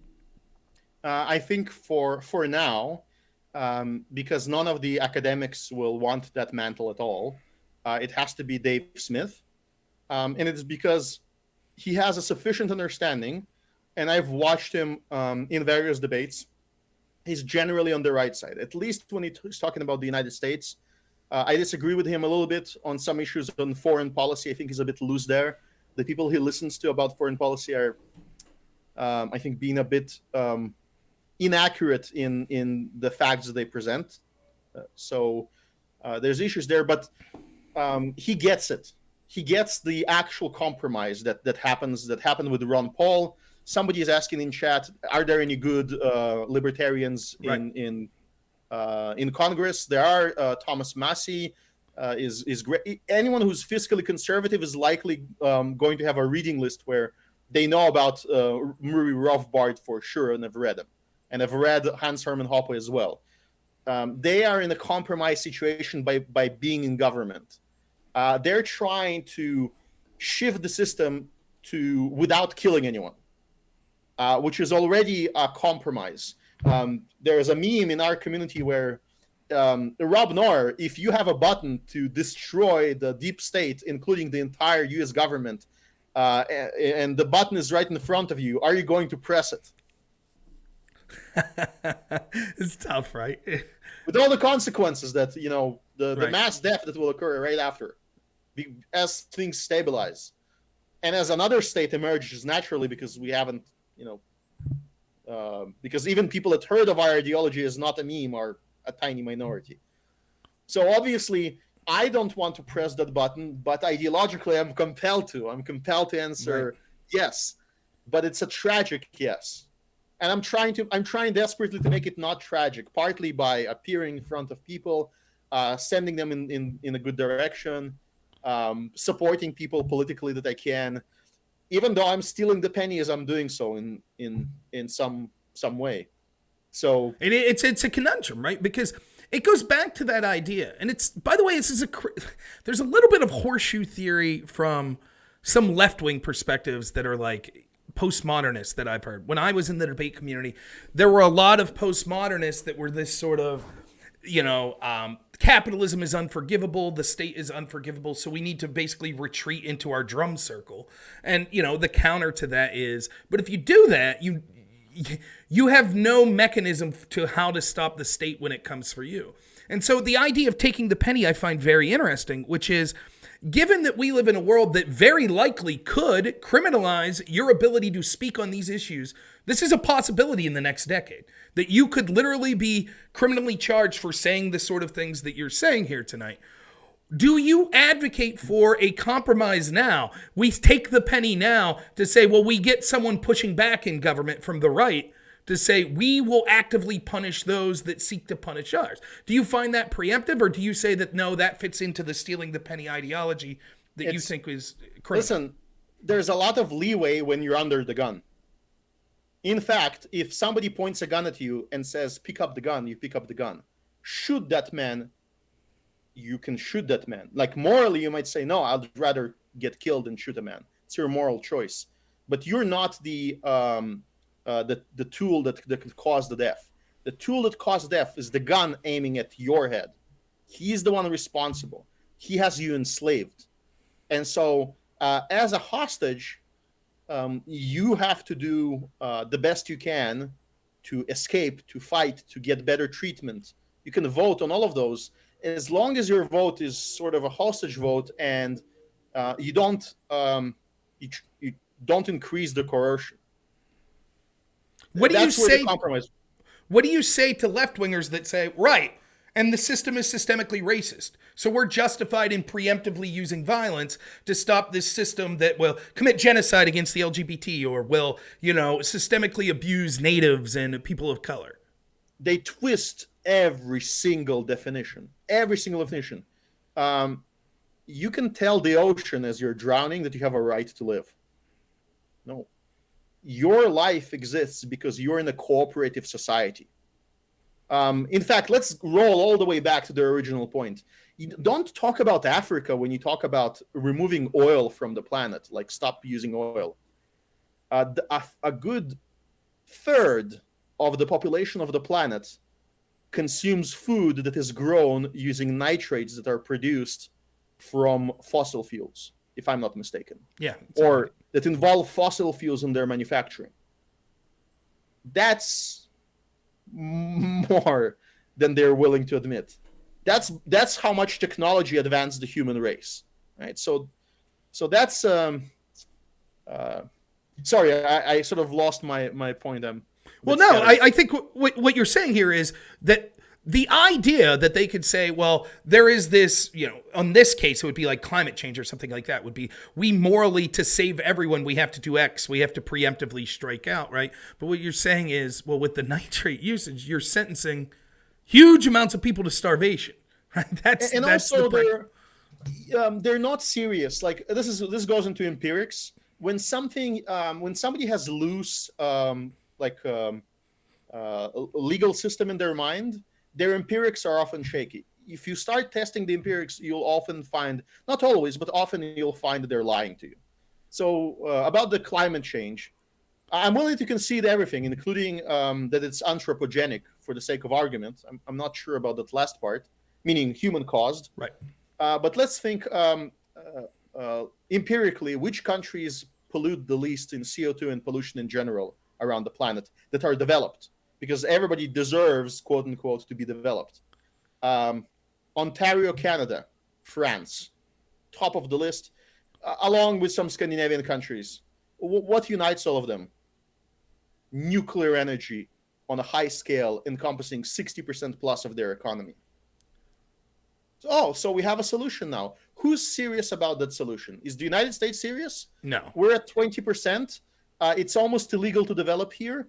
The laws, if you start reading them, you're like, who wrote this nonsense? That's not even about safety. We have situations in the United States where we build a nuclear power plant, we build it, it's complete, and then somebody in the government says, well, I received some donor money from the coal industry, so I have the right to cancel the licensing for this entire project. And now it rots away. Nobody's even allowed to purchase it. Now, imagine the insurance costs of the next project after such a failure, and why it costs, because of that insurance cost, it now costs, the costs are like triple, and the approval period is longer than the construction, and the risks keep increasing because the longer everything, the more governments get replaced. No investor wants that much risk, so we're not doing it. And and a bunch of empiricists can write detailed articles about how nuclear energy in the United States is actually more expensive than solar. You made it more expensive than solar. Right. Even though... Okay. I was going to say... Yeah, please. One more piece of empiricism, there are only 2 studies that examine the danger of nuclear power. 1, deaths per kilowatt hour. So how many people die in each technology. Nuclear power is at the bottom, competing with solar. People falling off the roof as they install solar plant. Right. And people in the mines in Africa. Right? Those are the components. And then it sharply increases into coal that just kills millions of people worldwide. A Holocaust every single year, and nobody bats an eye. Nobody cares. And then everything else is like it's a graph that looks like a hyperbole into deaths. By natural gas is a bit better, and then oil is worse, and coal is horrendous. Coal causes death by spreading, including one of the causes of death is it spreads radioactive tiny components that get into your lungs and cause cancer. That's one of the perceived mechanisms of it. So they're lying about that. And then another group of scientists, only 2 studies, another group of scientists, I believe in 2013, around that, after Fukushima, they decided to examine how many lives were killed by nuclear power globally. But they decided to just take the data and produce a result. The result was negative. What? Nuclear energy killed negative lives? Yes, negative 2 million something. Nuclear energy in human history has saved lives. So when you're closing that power plant, Mr. Utilitarian, you're killing people, empirically. Yeah, and we see this, right? We see it right now in Germany, right? That was the model. They got rid of nuclear, right? It was, we're going to these new green. Now they're desperate. Like, and people don't understand this. I think you mentioned this earlier when you were talking about problems that starvation solve. We have these great left-wing ideologues because we're so comfortable. That's why we have them. And I'm less comfortable where I live than many of these people that I'm debating. But I'm still very comfortable, very, very comfortable. But I know people that when gas goes to $5 a gallon, they lose their home, right? They had to pick up a second job, which means less time spending time with their family, which means more reliance on the state to educate their children, to go to childcare, et cetera, et cetera. These things matter. Like, they don't show up on a calculation of a sheet of deaths, right? But these sorts of, I have to work 90 hours a week now because energy costs have gone up or because of inflation, that matters. It takes a toll on you. And when I hear people flippantly talk about this stuff, who was it? Stephen Colbert said, I'd happily pay $15 a gallon. Of course you would, right? Because the percentage of your value, of your worth, that $15 an hour that you'll have to buy gas, that's almost nothing. But to me and my family, $15 a gallon puts me on the street. Like, literally, I'm homeless. That's what would happen. There's this right-wing meme on the very extremist boards where they show this future civilization of humanity in space, and then they show something else, degenerate from the culture war, and say, we gave up all of this for that. Yeah. Now, if you don't understand the mechanism of giving up, that's where it resides, in energy cost. Peak Prosperity is I'll shout them out, great YouTube channel. That's his main sort of argument. He says, energy production is the source of everything in our life. Everything is energy. So if we could overproduce energy and it becomes like as cheap as possible, and we can distribute it as cheaply as possible, that actually creates a potential for things that we currently consider overpriced. It's incredible the possibilities that we have. Including if you're a leftist or like the environmentalist and you want to save the planet, let's remove carbon straight from the atmosphere. Let's do that. Well, we can't do that if at our current energy costs, but we could do it if energy was, 1,000 times cheaper. And it's something. And when I debated, it was very weird. My debate partner was this Buddhist left-wing vegan, like tall beanpole. We're quite the crew, We debated. The argument we debated almost every debate was something called business confidence. And we would be able, whatever plan you had, we could argue that shook the confidence of business, which would lead to an economic downturn, and that would cause a conflict, a war or something. But more importantly than that, how do you evaluate a war versus racism? How do you evaluate a war versus environmentalism or sexism, right? Or bigotry? And what we could argue, and the literature is quite clear on this, and anecdotally it makes sense, as people suffer economically, those things get worse. If you are a country going into depression because your energy costs are going up, what do you think a country like Brazil would do in that case? The very first thing they're going to do is look at natural resources and say, how can we exploit them more to make our people survive? They're going to cut into the forest. They're going to use cheap energy, like cheap, dirty coal. All because, and that's the problem they're seeing in Germany, because Greta Thunberg told them that nuclear power was bad. Now they're resorting to actually importing, right, which is causing CO2 emissions to increase, right? So the very people that told you that they had to limit the types of energy like nuclear energy in the name of saving the environment. Not only is it coercion, not only is it costing people economically and physically, but it's also making the very problem they claim to solve worse. So and that's, one of the things I work in home health care. With people with developmental disabilities. We could talk till we're blue in the face about fraud and about how the government, as you have government take money from people, it siphons it to the people that they have interest to. But what about just ineptitude, right? Like, I'll give you a brief story that explains government spending to an average person. I work in home health care for people with disabilities, and the state funds our company in some manner. There's also other funding, but just for the sake of this, the state funds, right? One person I worked with desperately wanted a basketball, but they did not have money. So I put in a request for $10 to buy a basketball. They said they could not do that. They could not send that because that would become a personal possession of his. Therefore, the state could not send the funds for that. He had to come up with the funds himself to buy this $10 basketball. Now, I'm going to admit something that it's actually illegal that I did. I bought him the basketball with my money. I'm not allowed to do that, but I was like, I had a coupon. It was free. And bought him the $10 basketball. But you know what they told me they would do?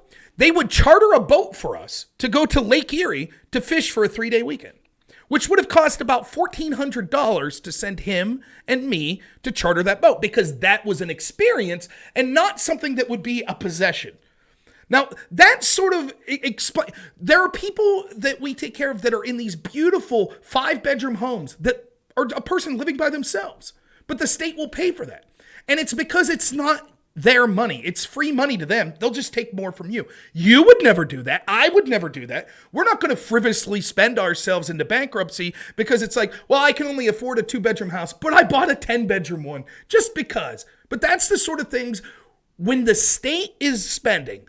They don't have your best interest at heart, and they don't look at the value that what went into that money, right? That your work, that every single person that contributed through taxes, that's part of their body. They don't care. It's like, and I'll leave you riff on this, but it's like, I learned when I was like 13 or 14, my mom used to yell at me because you'd open a can of pop and like drink half it and leave it sit there. And my mom would be like, what the hell are you doing? Pop's expensive. Don't open half of it and then throw it away. And you're like, yeah, whatever, until you move out on your own and you realize like, oh shit, mom was right. Like, this stuff's expensive. All of a sudden you become so much more financially responsible because when you're paying for it, when you're having to work and pay for it, you understand what it means to spend like that. The government never will. And that's how I was reading the other day, maybe you have more specific numbers on this, but the interest on our debt is soon to outpace national defense spending a year. That's insane. Like, that's you can't continue that. That's hidden, actually. So right now we're at like, 30 trillion, I believe, if I'm mistaken, maybe a bit more. Now, actually, some researchers are doing work, and they, researchers love big number headlines. So when you try to look for it, like how much do we actually owe with all the obligations, look for the word obligations by the U.S. government. The real number is 100 trillion. No, it's 200 trillion. No one actually knows. It's like estimates. So that's when if at one point we have to pay all of it back. Now, the good news is that if our economy keeps growing, people calculate that if we take a spending pause of 3 years, no budget expansion for 3 years, and then we work for like 10 years with only mild increases, then our GDP increase of 2 to 3 to 4% per year is sufficient to basically eliminate the national debt as it was when it was calculated. Maybe the current figure is triple that, but it's still within the lifetime of a human being. We can theoretically still pay it off. I think the main issue with this theft is also what they wasted on. Right. Like, did we spend those 30 trillion on having like the infrastructure, the internet, the nuclear power plants that we could have had? No, they're gone. And the system of how they spend that money, that's where you understand what the problem is with any collective action, with non-private decision making when it's not your money being spent. is that, okay, here's an example from my city right now. Hochul just got elected by a smaller margin than was expected of our state, New York State. And so I just learned yesterday that she announced a plan. $150 million from the state budget are going to be used on art projects. Okay, we have a lot of tourism. We have a lot of creative people, artistic programs. Possibly not the worst way a government can spend money, right? No, it's not a foreign war. But what is actually happening? Well, if you want to receive that money, you will have to go through an organization. You'd have to go through some nonprofit. Somebody works at that nonprofit. Somebody who donates to a political party. Maybe the big share of that money will go to a big organization. And maybe that organization is somehow related to our governor. Maybe she has friends working there. Maybe their children are working there. Like, that's a wild hypothesis. Especially, you can pay attention to this, is when they do gender studies in Afghanistan. That's my recent joke. Like, you think gender studies in Afghanistan, what are they on? It actually makes perfect sense for them to propose that. Why? Well, think about it. Who's going to do gender studies in Afghanistan? There's no gender studies program there right now. No trained gender studies experts. So you have to import them. You have to train them in the United States. You have to create infrastructure for that. You have to pay for all of that. And who's going to do that? Well, their people, their supporters, their organizers, their party. That's how it's done. Always. Yeah, I totally agree. Everything. One of the things that I would be remiss if I didn't ask you about, I think whether you be small government or complete libertarian, to me, the constant debate that I've been in with sort of the big government lefties is sort of the idea of wealth inequality. And, you know, they'll talk about, you know, corporate influence on government. My solution's always been corporate influence on government exists because government has the ability to basically pick winners and losers. So if you take away the incentive, who cares if Microsoft's donating $10 million to the government if the government's toothless and they can't do anything? The reason they donate is because they know they could pass policies that benefit me and hurt my opponent. So I say smaller government's my answer. But the debate, as far as I'm concerned, is over, and we'll see if you agree with me, because we had two large statist solutions, which were lockdowns and were the massive printing of money in these bills. And it is beyond debate that the net result of those two things combined was a large siphoning of wealth from the poor and working class to the upper class. That's what's happened these past 2 years. Both the results of large statist policies. I don't know how the left argues out of this. Their solution's always, well, you need to give us more power. Right? If the problem was you didn't give us enough, but that's clearly, like, do you see it the same way that this is in practice? Like, let's take it out of the philosophical academic level. In practice, we see the result of mass government saying you need to do this for your health. They were wrong. And then saying, oh, our bad. Now we need to do this with your money and trillions of dollars. And the poor and working class, the same people they claim, the left claims to care about the most, are suffering the most. I should say that even though I voted for Trump twice, and I will vote for him probably a third time because I understand politics a bit better than some of my friends. I think that it was a clear mistake when he wrote that thing about Sweden. And Sweden actually proved that in the total sum, after several years, they actually do have the lowest mortality rate because they allowed people to lock down as much as they wanted to, which some people did, some didn't, and it balanced itself out. They had the right approach. Proven, empirically done. So yes, they will ignore empirics where they want it. They'll just ignore it. It didn't happen. It will be like the totally peaceful protests. You know, flames behind you, and the dog is sitting there on CNN and says, not the dog, the person, but like in that meme, is like, this is fine. This is, my hand is melting. This is fine. That's the meme, the joke. He's a great reporter, by the way. He's just a horrible network. He was on location, at least, right? He actually showed us what happened. So right. I agree. No that's something that I think it's important to say. It's not that these terrible networks, like, they are terrible, they're propagandists. That doesn't mean everyone involved is a horrible person. Like, some people Like it's a trap. I don't mean to get too in the weeds here, but it's a trap. Like people will say this, well, CNN said it must not be true. No, that's not true. Oftentimes what CNN says is true. It's their interpretation of what that means, right? So they might say GDP rose 1.2%.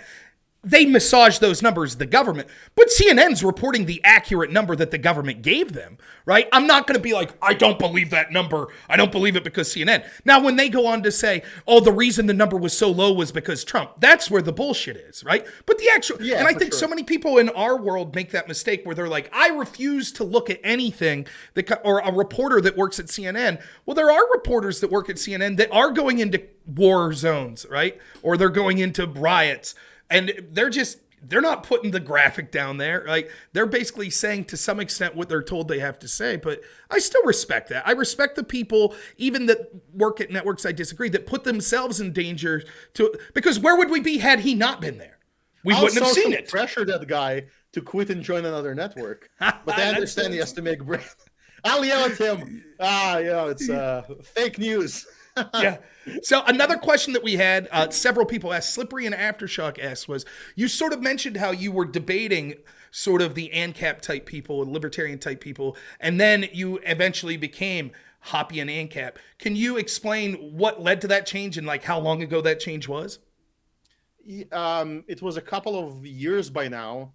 And it was because I greatly respect logic, and I always sensed that classical liberalism had logical contradictions inside of it. I could not reconcile them, and I could not turn into a utilitarian at all. I could definitely not turn into a socialist. In terms of economics, you just understand that you eventually reach something approaching Austrian economics if you start reading into them. And then you start noticing history. I really like historical references. When I get a historical reference, for example, or maybe current events, like if I find out that a lot of the highways in France are toll roads that are privately owned, turnpike roads right now, and they operate just fine, that's something I didn't learn in high school. I thought all roads have to be by Big Daddy government. So that influenced me because it started knocking away all the copes, and also reading reactionaries, their criticism of the state, and then being on Discord servers with lots of smart individuals who kept pushing me, and I pushed back, and then they said, well, read this, or read that, and eventually they brought me to this understanding that even though it's uncomfortable, some of my moral intuitions are against the conclusions, it doesn't mean that I'm like, if your friend is trying to commit suicide, like Jim Bob asked me, would you stop him? Yes, I would. I would presume that he's not of sound mind, that he's not a moral agent, and that I should stop him, and I will wager on that, and my intention is good, and I'm not committing a crime, even though I'm hijacking and kidnapping the person, right? But we would differ in that if that person proved to me that they're a moral agent and proved to me that that's their intent, and argument is done, I couldn't convince them otherwise, I have to let them go. Not going to enslave them to save them.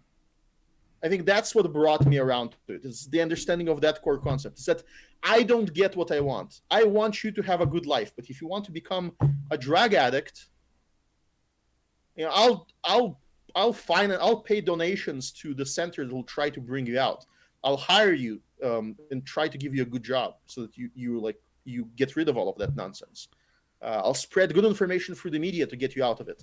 I won't enslave you for it because it defeats the whole purpose of what I'm doing. Also, worse, it opens up a market for enslavement.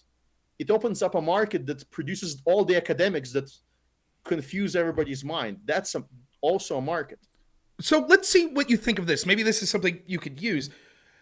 Because of what I do with home health care with people with developmental disabilities, there are all sorts of state regulations that we have to follow. And the state comes through and makes sure that we're following these regulations.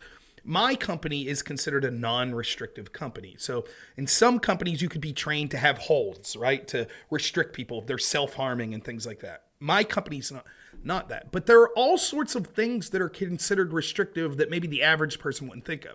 So let me give you a real situation that happens. Let's say I'm taking care of someone who's autistic, but it's diabetic. And let's say they reach into the refrigerator and they pull out a gallon of ice cream and they start eating the whole ice cream. Now, I know that that's bad for them. And I know they don't really have the capability to understand why that's bad, but I'm still legally bound from taking it from them, right? There are things that we could do within the mechanisms. We could say, okay, we need to write within our support plan and then get it checked by the government that says that we're not allowed to have sugary treats in the house like ice cream. Now, the idea of the state being in control of this is not really the point I want to focus on.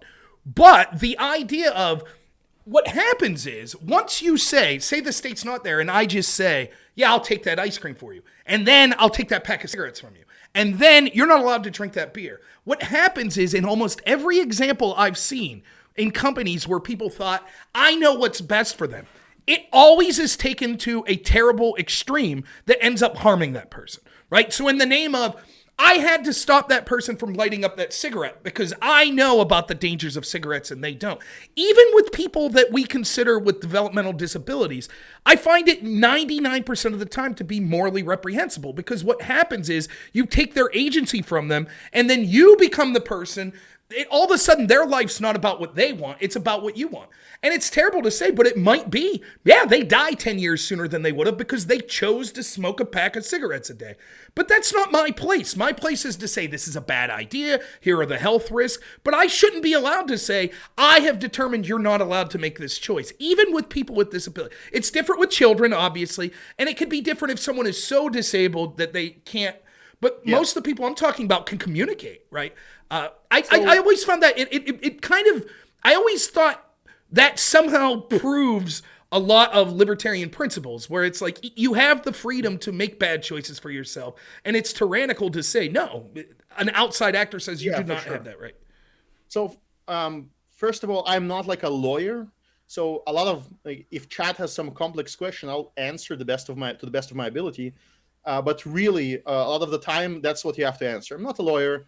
And I can describe to you how the market will likely solve this and what are the principles.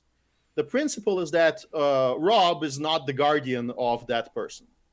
The principle is that somebody has partial guardianship on that person based on the extent of their ability to control themselves. And that has to be assigned by a court, and we should have at least parallel courts. If you want to have a state court, fine, but it should be also a private institution that can review and come up with its own judgment. It's a complicated question of how that's set up, but if we ignore that just for now, right, the optimal situation should be that there should be a contest between the guardian and the institution and the insurance agency that provides coverage for all of this behavior on what is reasonable. They should come up to a standard, and that they should be closer to the actual case than somebody in Washington, most likely. And there should be a choice.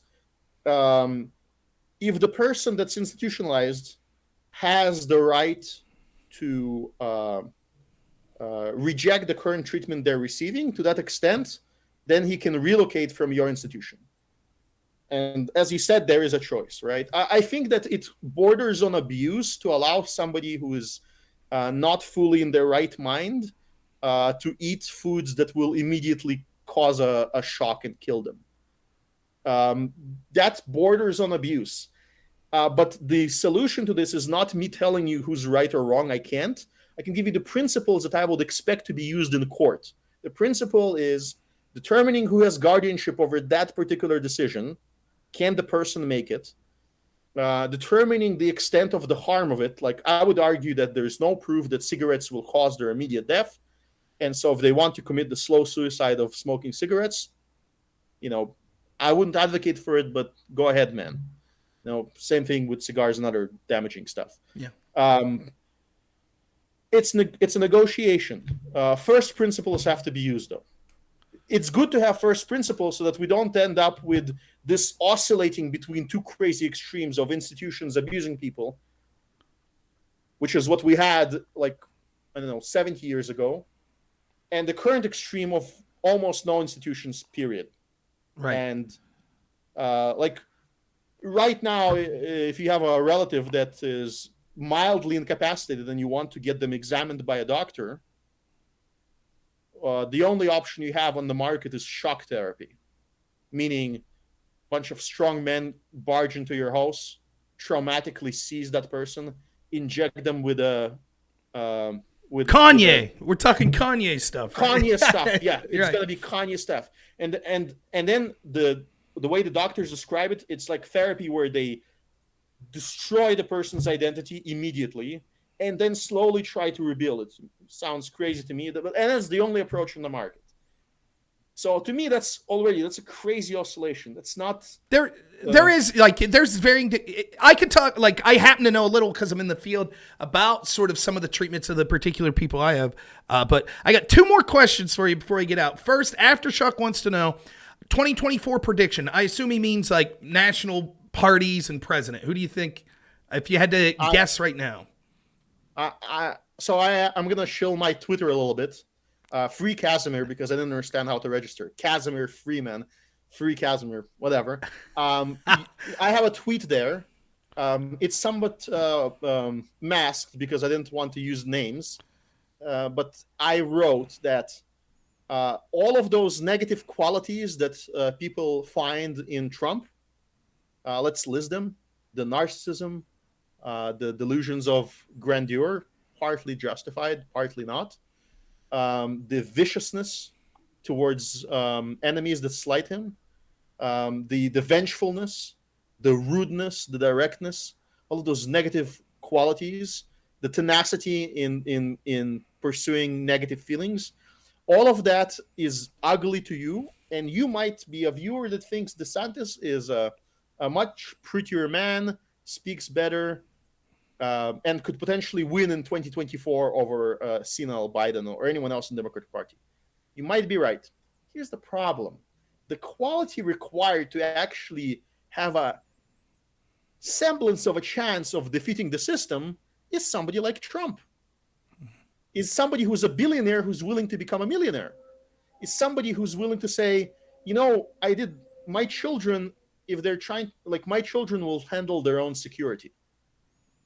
Because your children are going to be a target if you're trying to take out alphabet agencies.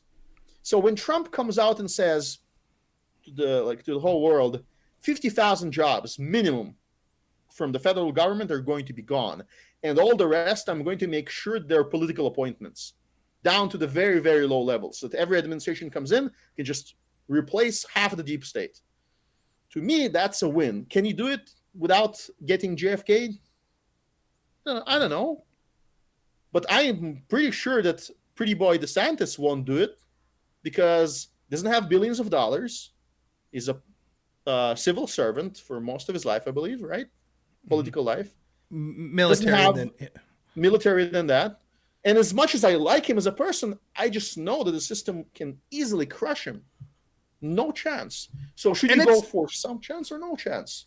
Well, there's, another thing to consider is it sounds like elementary, but before you build something up, you need to demolish what's there. And we have this sort of deep state that needs to be demolished.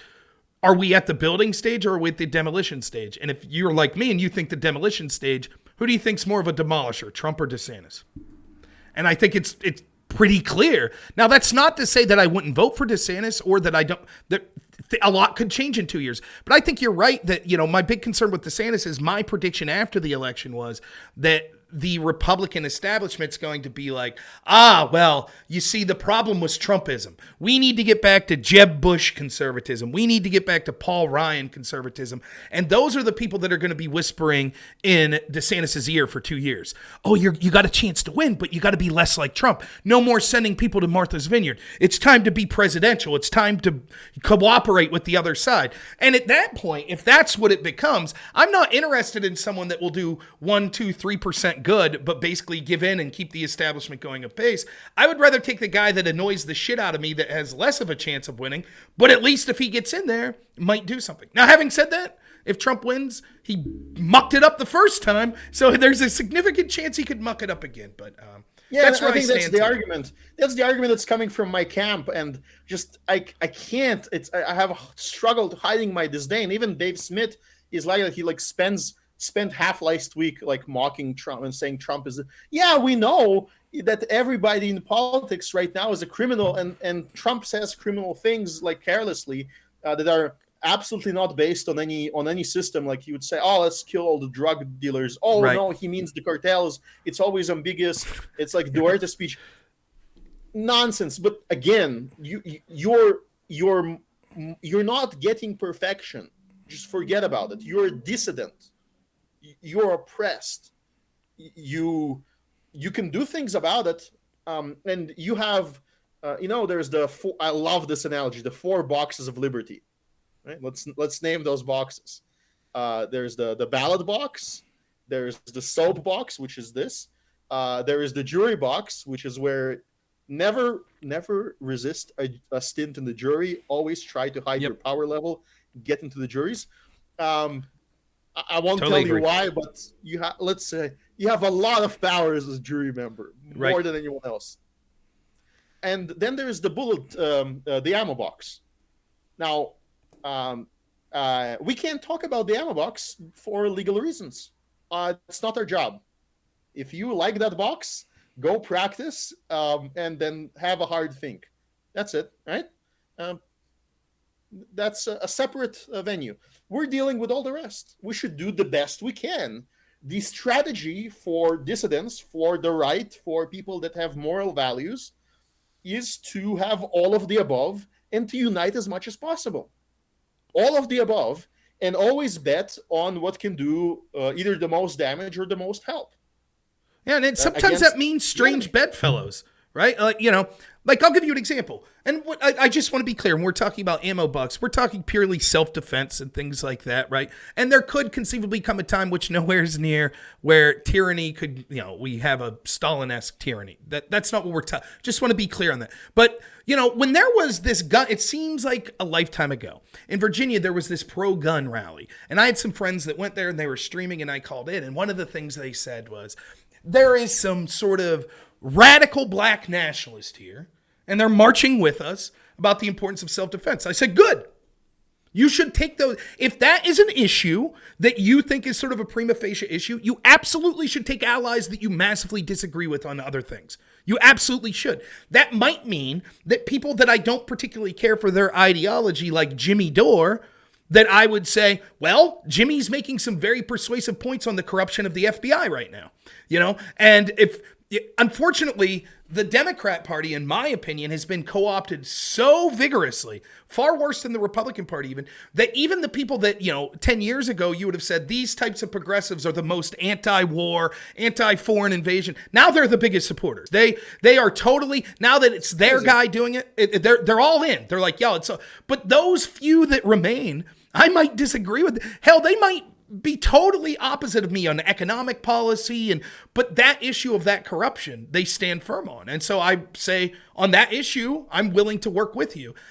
So I agree. There are compromises that are necessary when we're desperate for a win, right? Like you said, we're hostages. So that's sort of. I want to talk about as vague as I can. I'm listening. Go ahead. But about that box. Sure.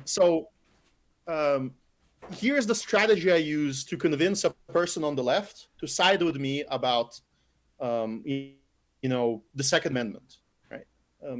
They like empirical evidence. They like things that happenings in the world. So showcase them some.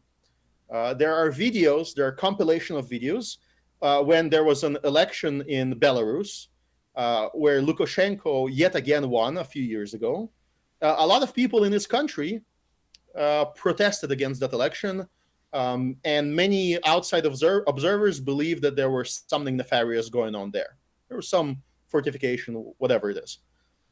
People went out into the street by the million across all swaths of society. There were people that stood a lot to lose from the collapse of the government. Subsidized industry workers went out to protest against that election. the people who would be directly impacted by their industries competing in Europe and pretty much getting shut down. They still stood up. Women were out in the street. Men were like, there was a lot of CIA sort of help flowing there as well, probably because they're always there. But a lot of it was natural and organic, and it lasted for months. And what happened to them is it was televised. They were beat up. And their screams were broadcast outside the prison. They would take a group of people, beat them up, and then take the next group of people, beat them up, and then they would go into a residential neighborhood, like a swarm of cops going in and just grabbing a guy, grabbing next guy, and you have videos of that. And nobody could do anything because they lack one of the key boxes. They're not a threat. And you have to use your empathy. As the leftist, you like to empathize. Put yourself in the position of one of the cops.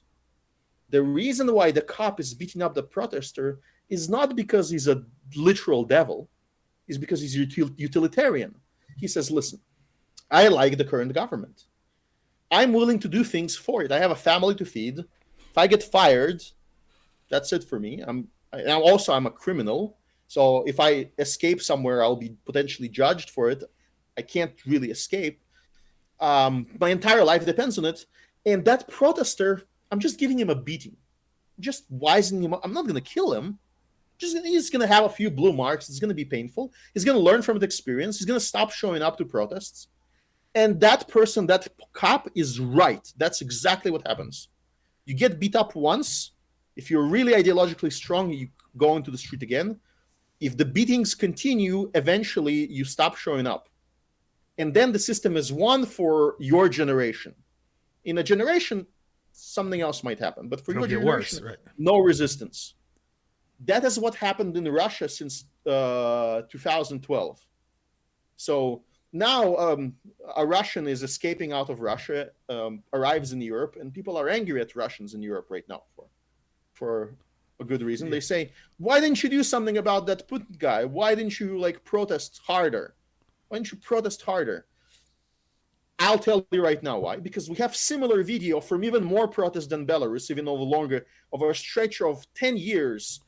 There were Bolsheviks, like lefties, lefty anarchists, national Bolsheviks that would walk out.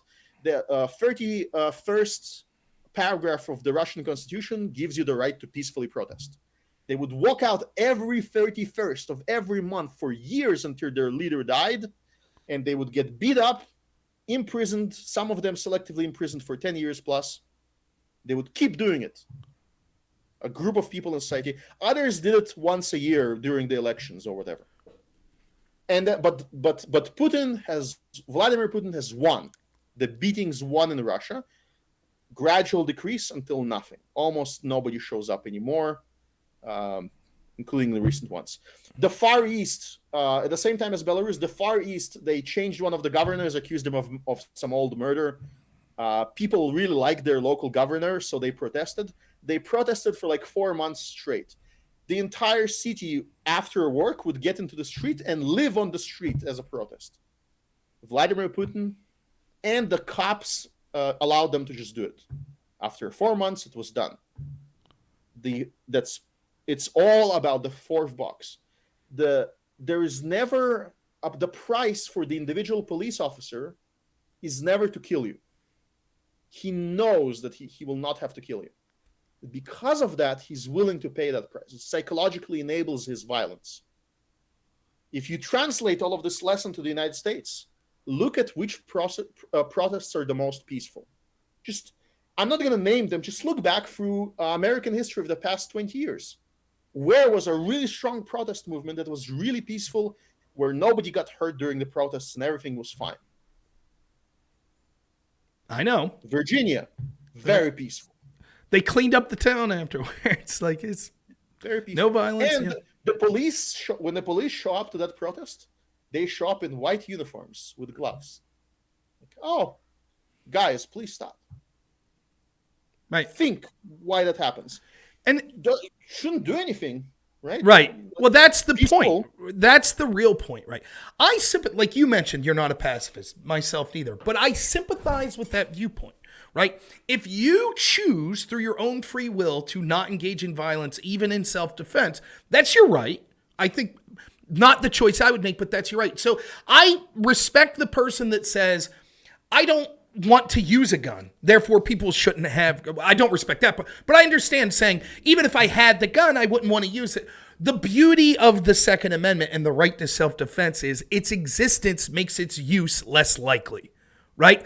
The idea that you have the right to defend yourselves makes it less necessary to defend yourself. So even the pacifist benefits through people's right to self-defense.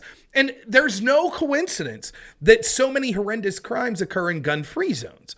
You know, Penn and Teller did an excellent episode on this on their show Bullshit, right? Where it was like, their plan was, let's give every woman in the country a pink handgun. Right? They could do whatever they want with it. They could take it back, whatever. Do you think, knowing that the perch snatcher going down the street or the rapist about to grab that woman and throw her in the park, you think they'll think twice now? Knowing there's a better than not chance this woman's armed. Of course not.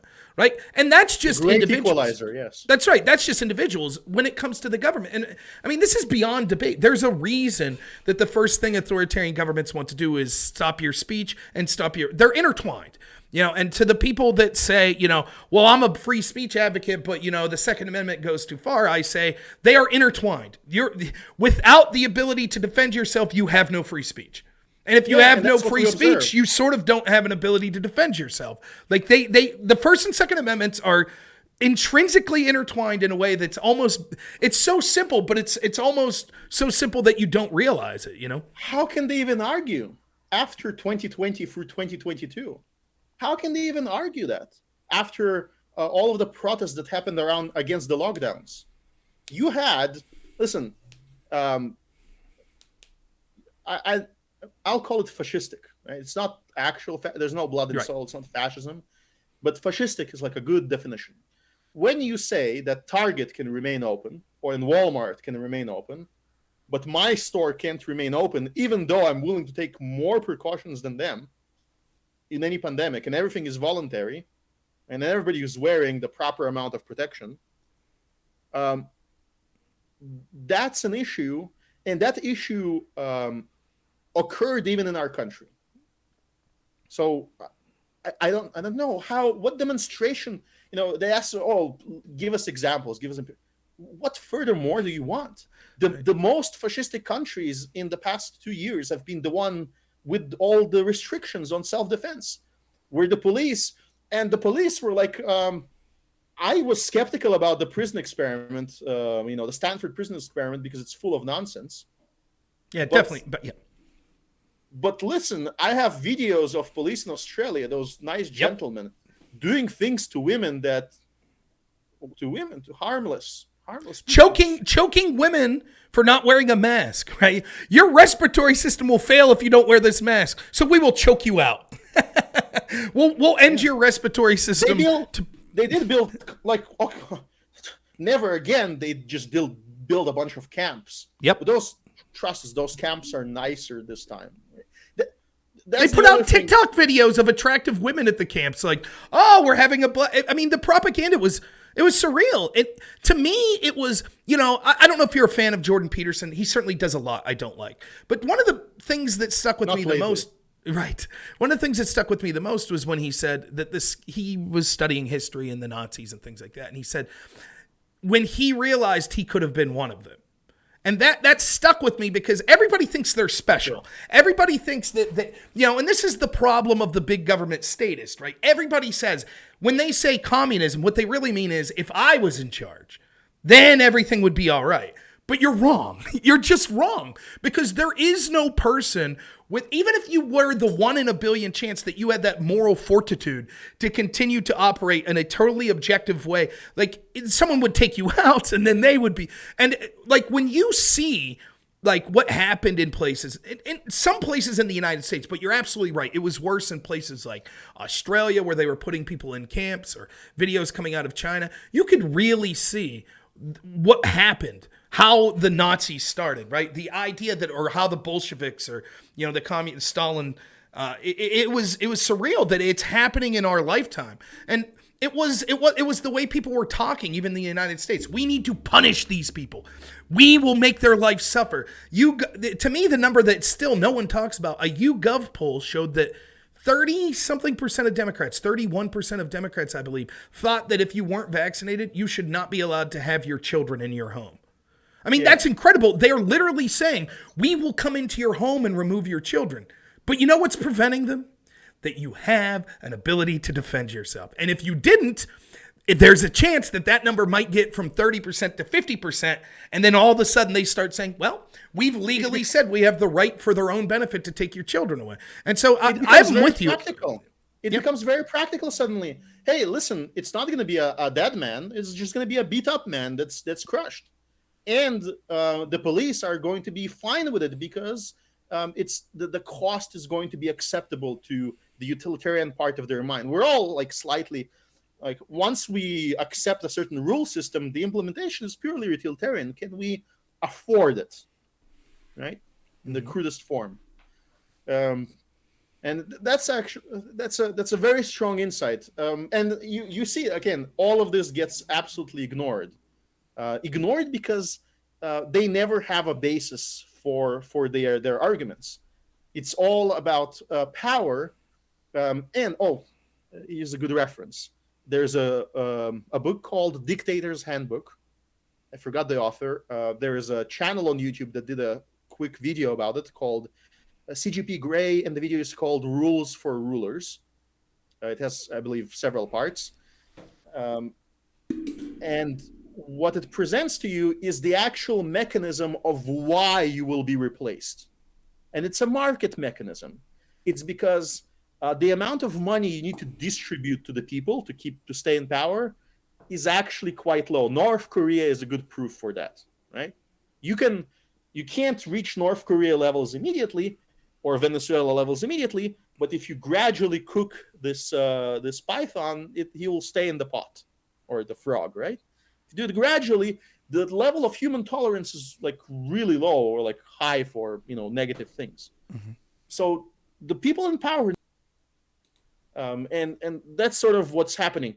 But the levers of power now in a democracy, when you have voting, the levers of power are the various voting blocks, and so you have to sort of talk to Latinos, talk to African Americans, talk to this group of Latinos, talk to Cuban Latinos, talk to Russians, talk to Hispanics, talk to Germans. You have to negotiate between these groups.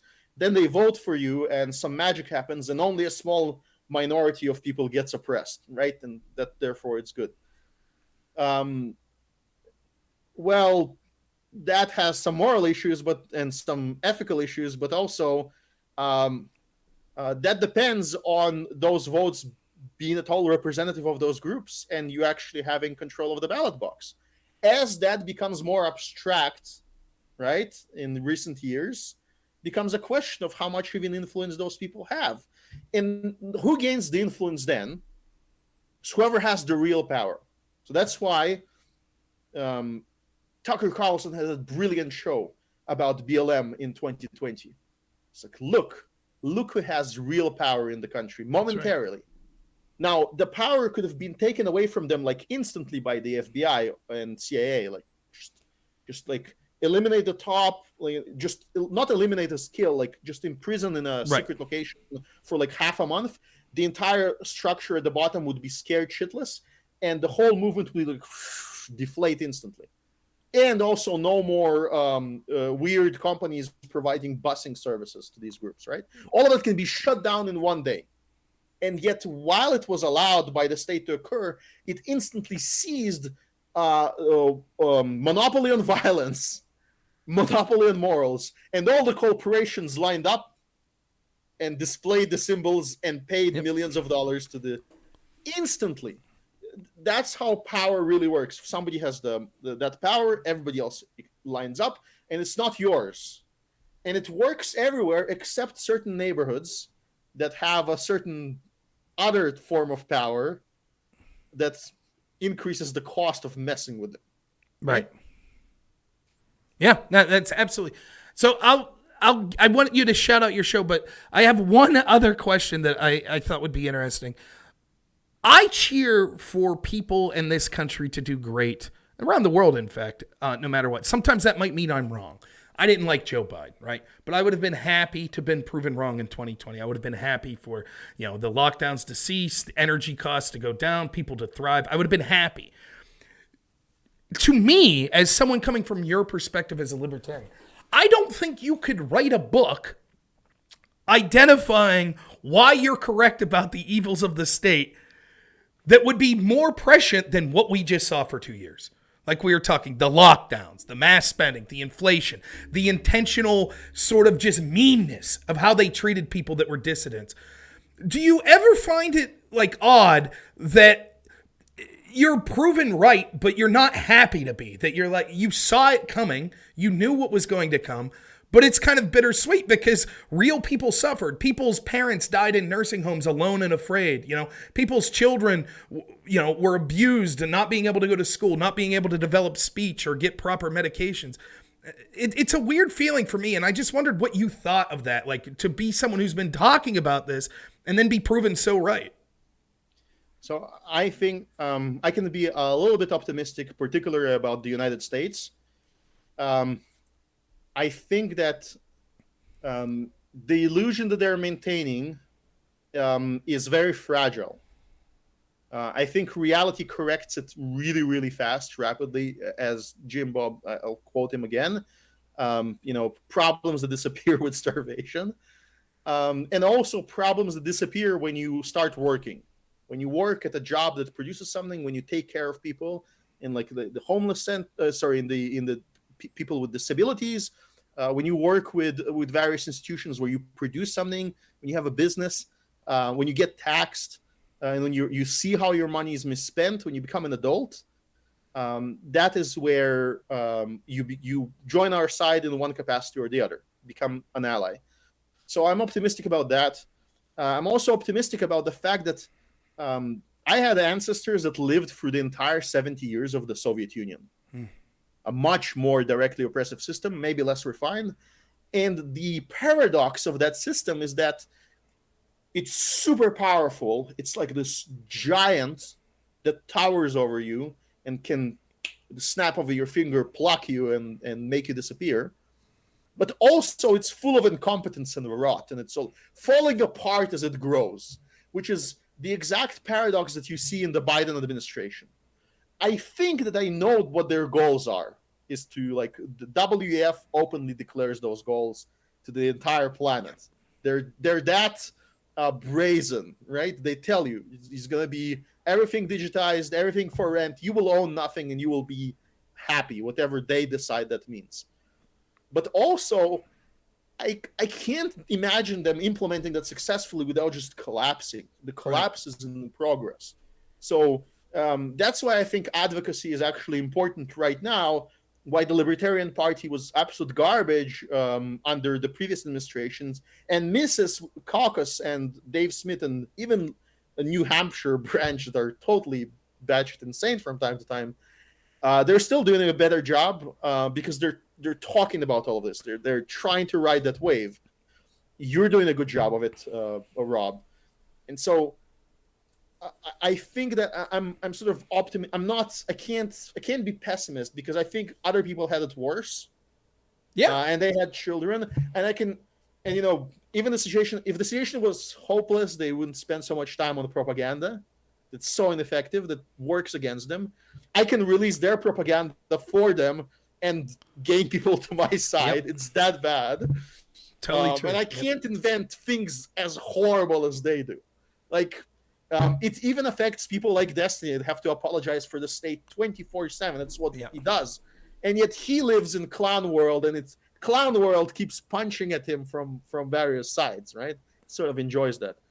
So I think if I remember the question correctly, I am sort of optimistic about our prospects. I think we should keep fighting across all different avenues that we can.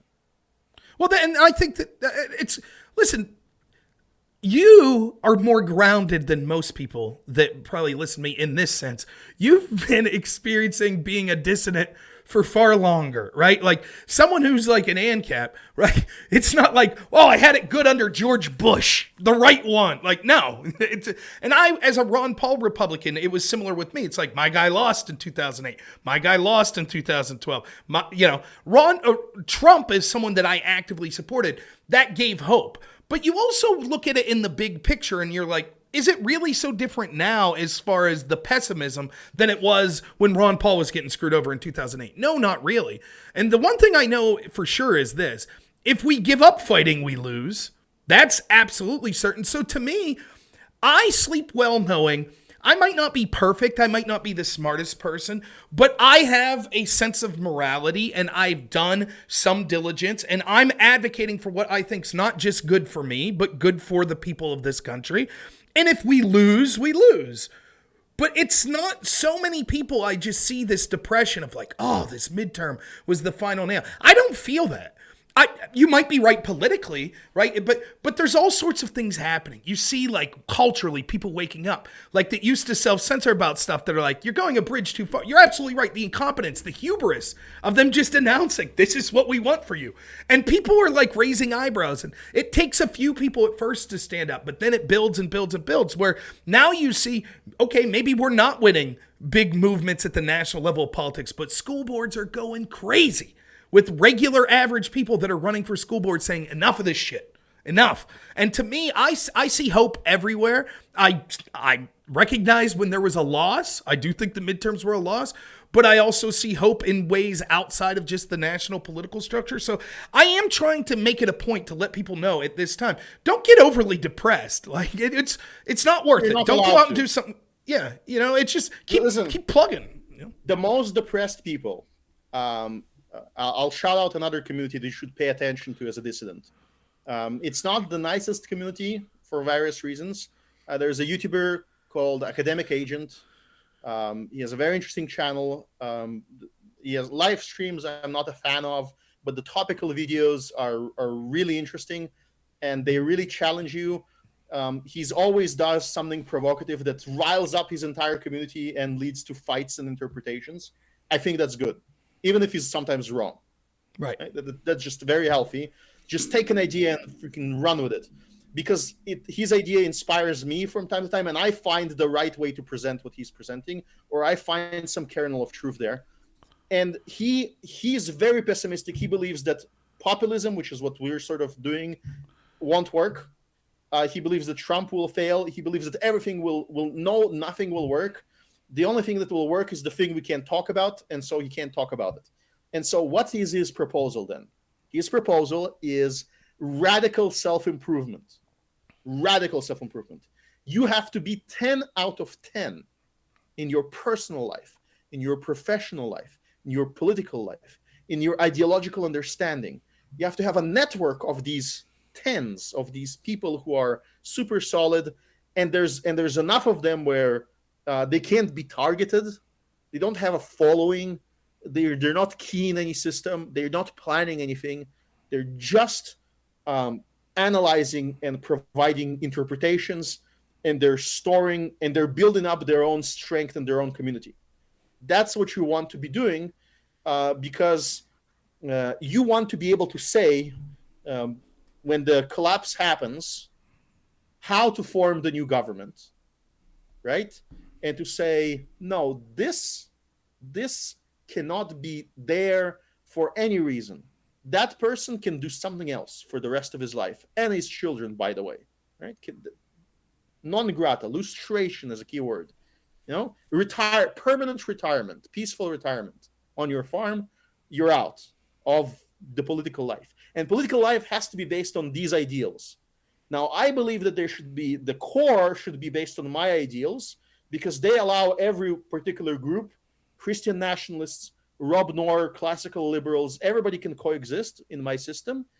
And we should have all of those experiments run parallel to each other, federated to provide, whatever minimum that makes you sleep at night against the Chinese invasion, right? So I'm fine with that level of minarchism to start until we're developed right as a species to get rid of it. I'm perfectly realistic. So, but we should become that strong. It means that in my personal life, I have to fix some things, like I have to improve my presentation. I have a lot of work to do on all of those, right? All of that matters. Ideology, physical strength, family life, everything. And then, because when then you can use opportunities when opportunities emerge, but also support all other activities. Less infighting against people who are ideologically similar or enemies of the state. Enemies in a positive sense, in a happy sense, right? So, It's I hope I brilliant. answered that. Yeah, no, it's brilliant because, I've been doing a series, Who to Point the Finger at for the midterms, right? And the first episode I did was me, right? Because, the way I look at it is this. I might be very low on the bar of influence and power and things like that. But the people that are higher, like just say Trump or Schumer or Pelosi or Feinstein, I have zero access to them. Right? So if you're doing an equation, I might have 0.0000001% chance to influence something, but I have 100% chance to control the direction that goes, right? With those people that have a higher percentage to influence, I have no chance to influence them. So before every failure is an opportunity to learn something and say, what can I do better? And I've always, it's cliche, but I always appreciated failures in my life because to me, it's sobering as to say like, okay, I can't start pushing back until I hit rock bottom. Politically, it's the same thing. Have we hit rock bottom? Well, not historically. Like historically, it could get way, way worse. It can. But maybe we have. Maybe we'll start going. But nonetheless, like if you're unwilling to admit like, here's where it went wrong. Here's what I did. Here's what groups like me did. And then branch out from there. And then you could point the finger and say, this is where Trump's at fault. This is where the national GOP's at fault, right? This is where social media comes. But you have to start with yourself.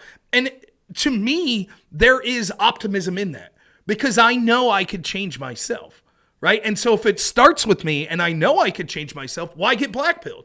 There's always, sure. Now I might lose, I might die in a car wreck tomorrow and the goals that I wanted were never, but I know that it is never as bleak as it could be as long as I'm alive because I could always improve myself and thereby by improving myself, improve the country or the society that I want to see. And so I hope that I impart that. And I think it's, the way you put that is radical self-improvement. That is amazing. I had not termed it that way, but I think that that's a great message for people to be like, you dust yourself. I'm not saying don't be pissed. Of course, be pissed. Of course. But understand, don't get blackpilled. Don't be one of those anti-Trumpers screaming at the sky that they're making memes about. It's like, okay, I was streaming with you election night. Were we screaming at the sky? Of course not. We're just like, it sucks. But there's also another white pill is that a lot of people are like, they're taught from school to be scientific, to like trust the science. Even though now we're mocking trust the science for obvious reasons, right? But actually we're still within that mindset. So I disagree with some people who are science skeptics because I think they also go overboard, like all of those various theories they have. They open the various folders. I don't have as many crazy folders about the way our world is structured. But one of the folders that keeps amazing me is that over optimism about general AI. They'll invent this method that will seek out and destroy every dissident. Will line up on all of their radars and they'll be able to just gather all of us instantly and destroy us. No, it's still a bunch of nonsense. They still can't meme. They can't even meme. The art robots. Speak to a real classical artist. There's those show up on YouTube from that time. What their evaluation of that new brush that they invented is. It's trust me, it's not. It lacks the substance of what makes искусство, of what makes creative process, what creation means. It lacks that humanity. It's a great tool to use as a practicing person, right? So there's a black pill in that they get better tools to track us and control us. The white pill is that we're doing the same, and the people that work for them aren't that competent, and we're sort of quite a bit ahead of the game. And they're filing for bankruptcy all the time. Elon Musk um, buys like something like 20 monkeys to implement his brain connection that terrifies the right wingers in certain circles. Um, you should research. You should look up what happened to those poor animals. Nothing good. That contract is void. Is he going to succeed at some point?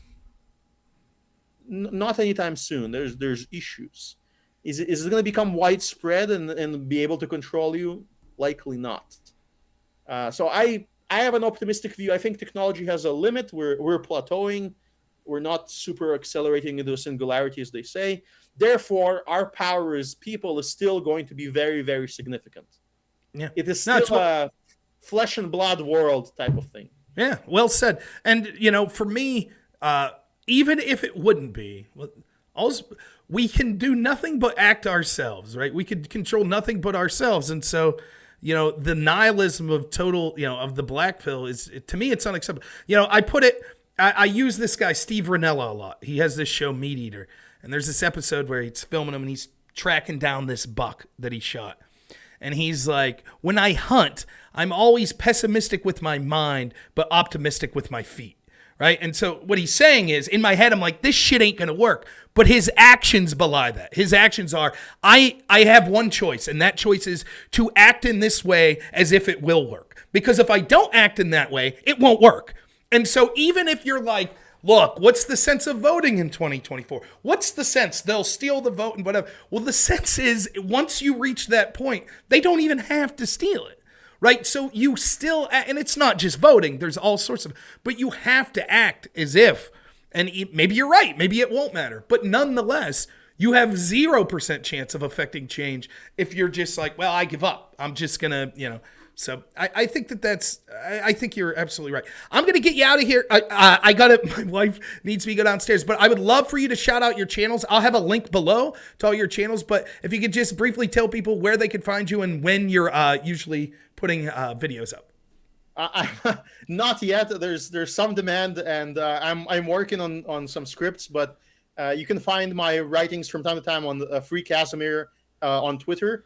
I'm not violating any Twitter rules. So I think that I'll stay there for quite a while under new ownership, which I'm quite optimistic about, despite all the naysayers. I think what I see is mostly correct, as expected. It's a fight. I like it. So you can find my writings there. I try not to spam you if you follow me, so please don't mute. I try not to argue with people too much in the comments either. So you will definitely see my analysis on things that happen. And once I start producing content, it will be featured there, probably Substack and videos for sure. And I always, when I find something that I believe you deserve to watch, that explains the point very quickly and well, I will present it on my channel as well. Thank you very much for this conversation. Thank you. Yeah, thank you. It was a blast. I know we've been sort of talking around each other, just like as guests on different panels and stuff. So it was great to have you in here and finally have a conversation. Really enjoyed it. Please check out Kasimir's Twitter channel. And I'll also put the links to a lot of those books below that you recommended as well, so people could check that out as well. So thank you so much. Oh, go ahead. A lot of them are free, by the way. You can get them from Mrs.org. All right. Sounds great. All right. Well, thank you again, and we'll talk to you soon, man. Take care. We'll see.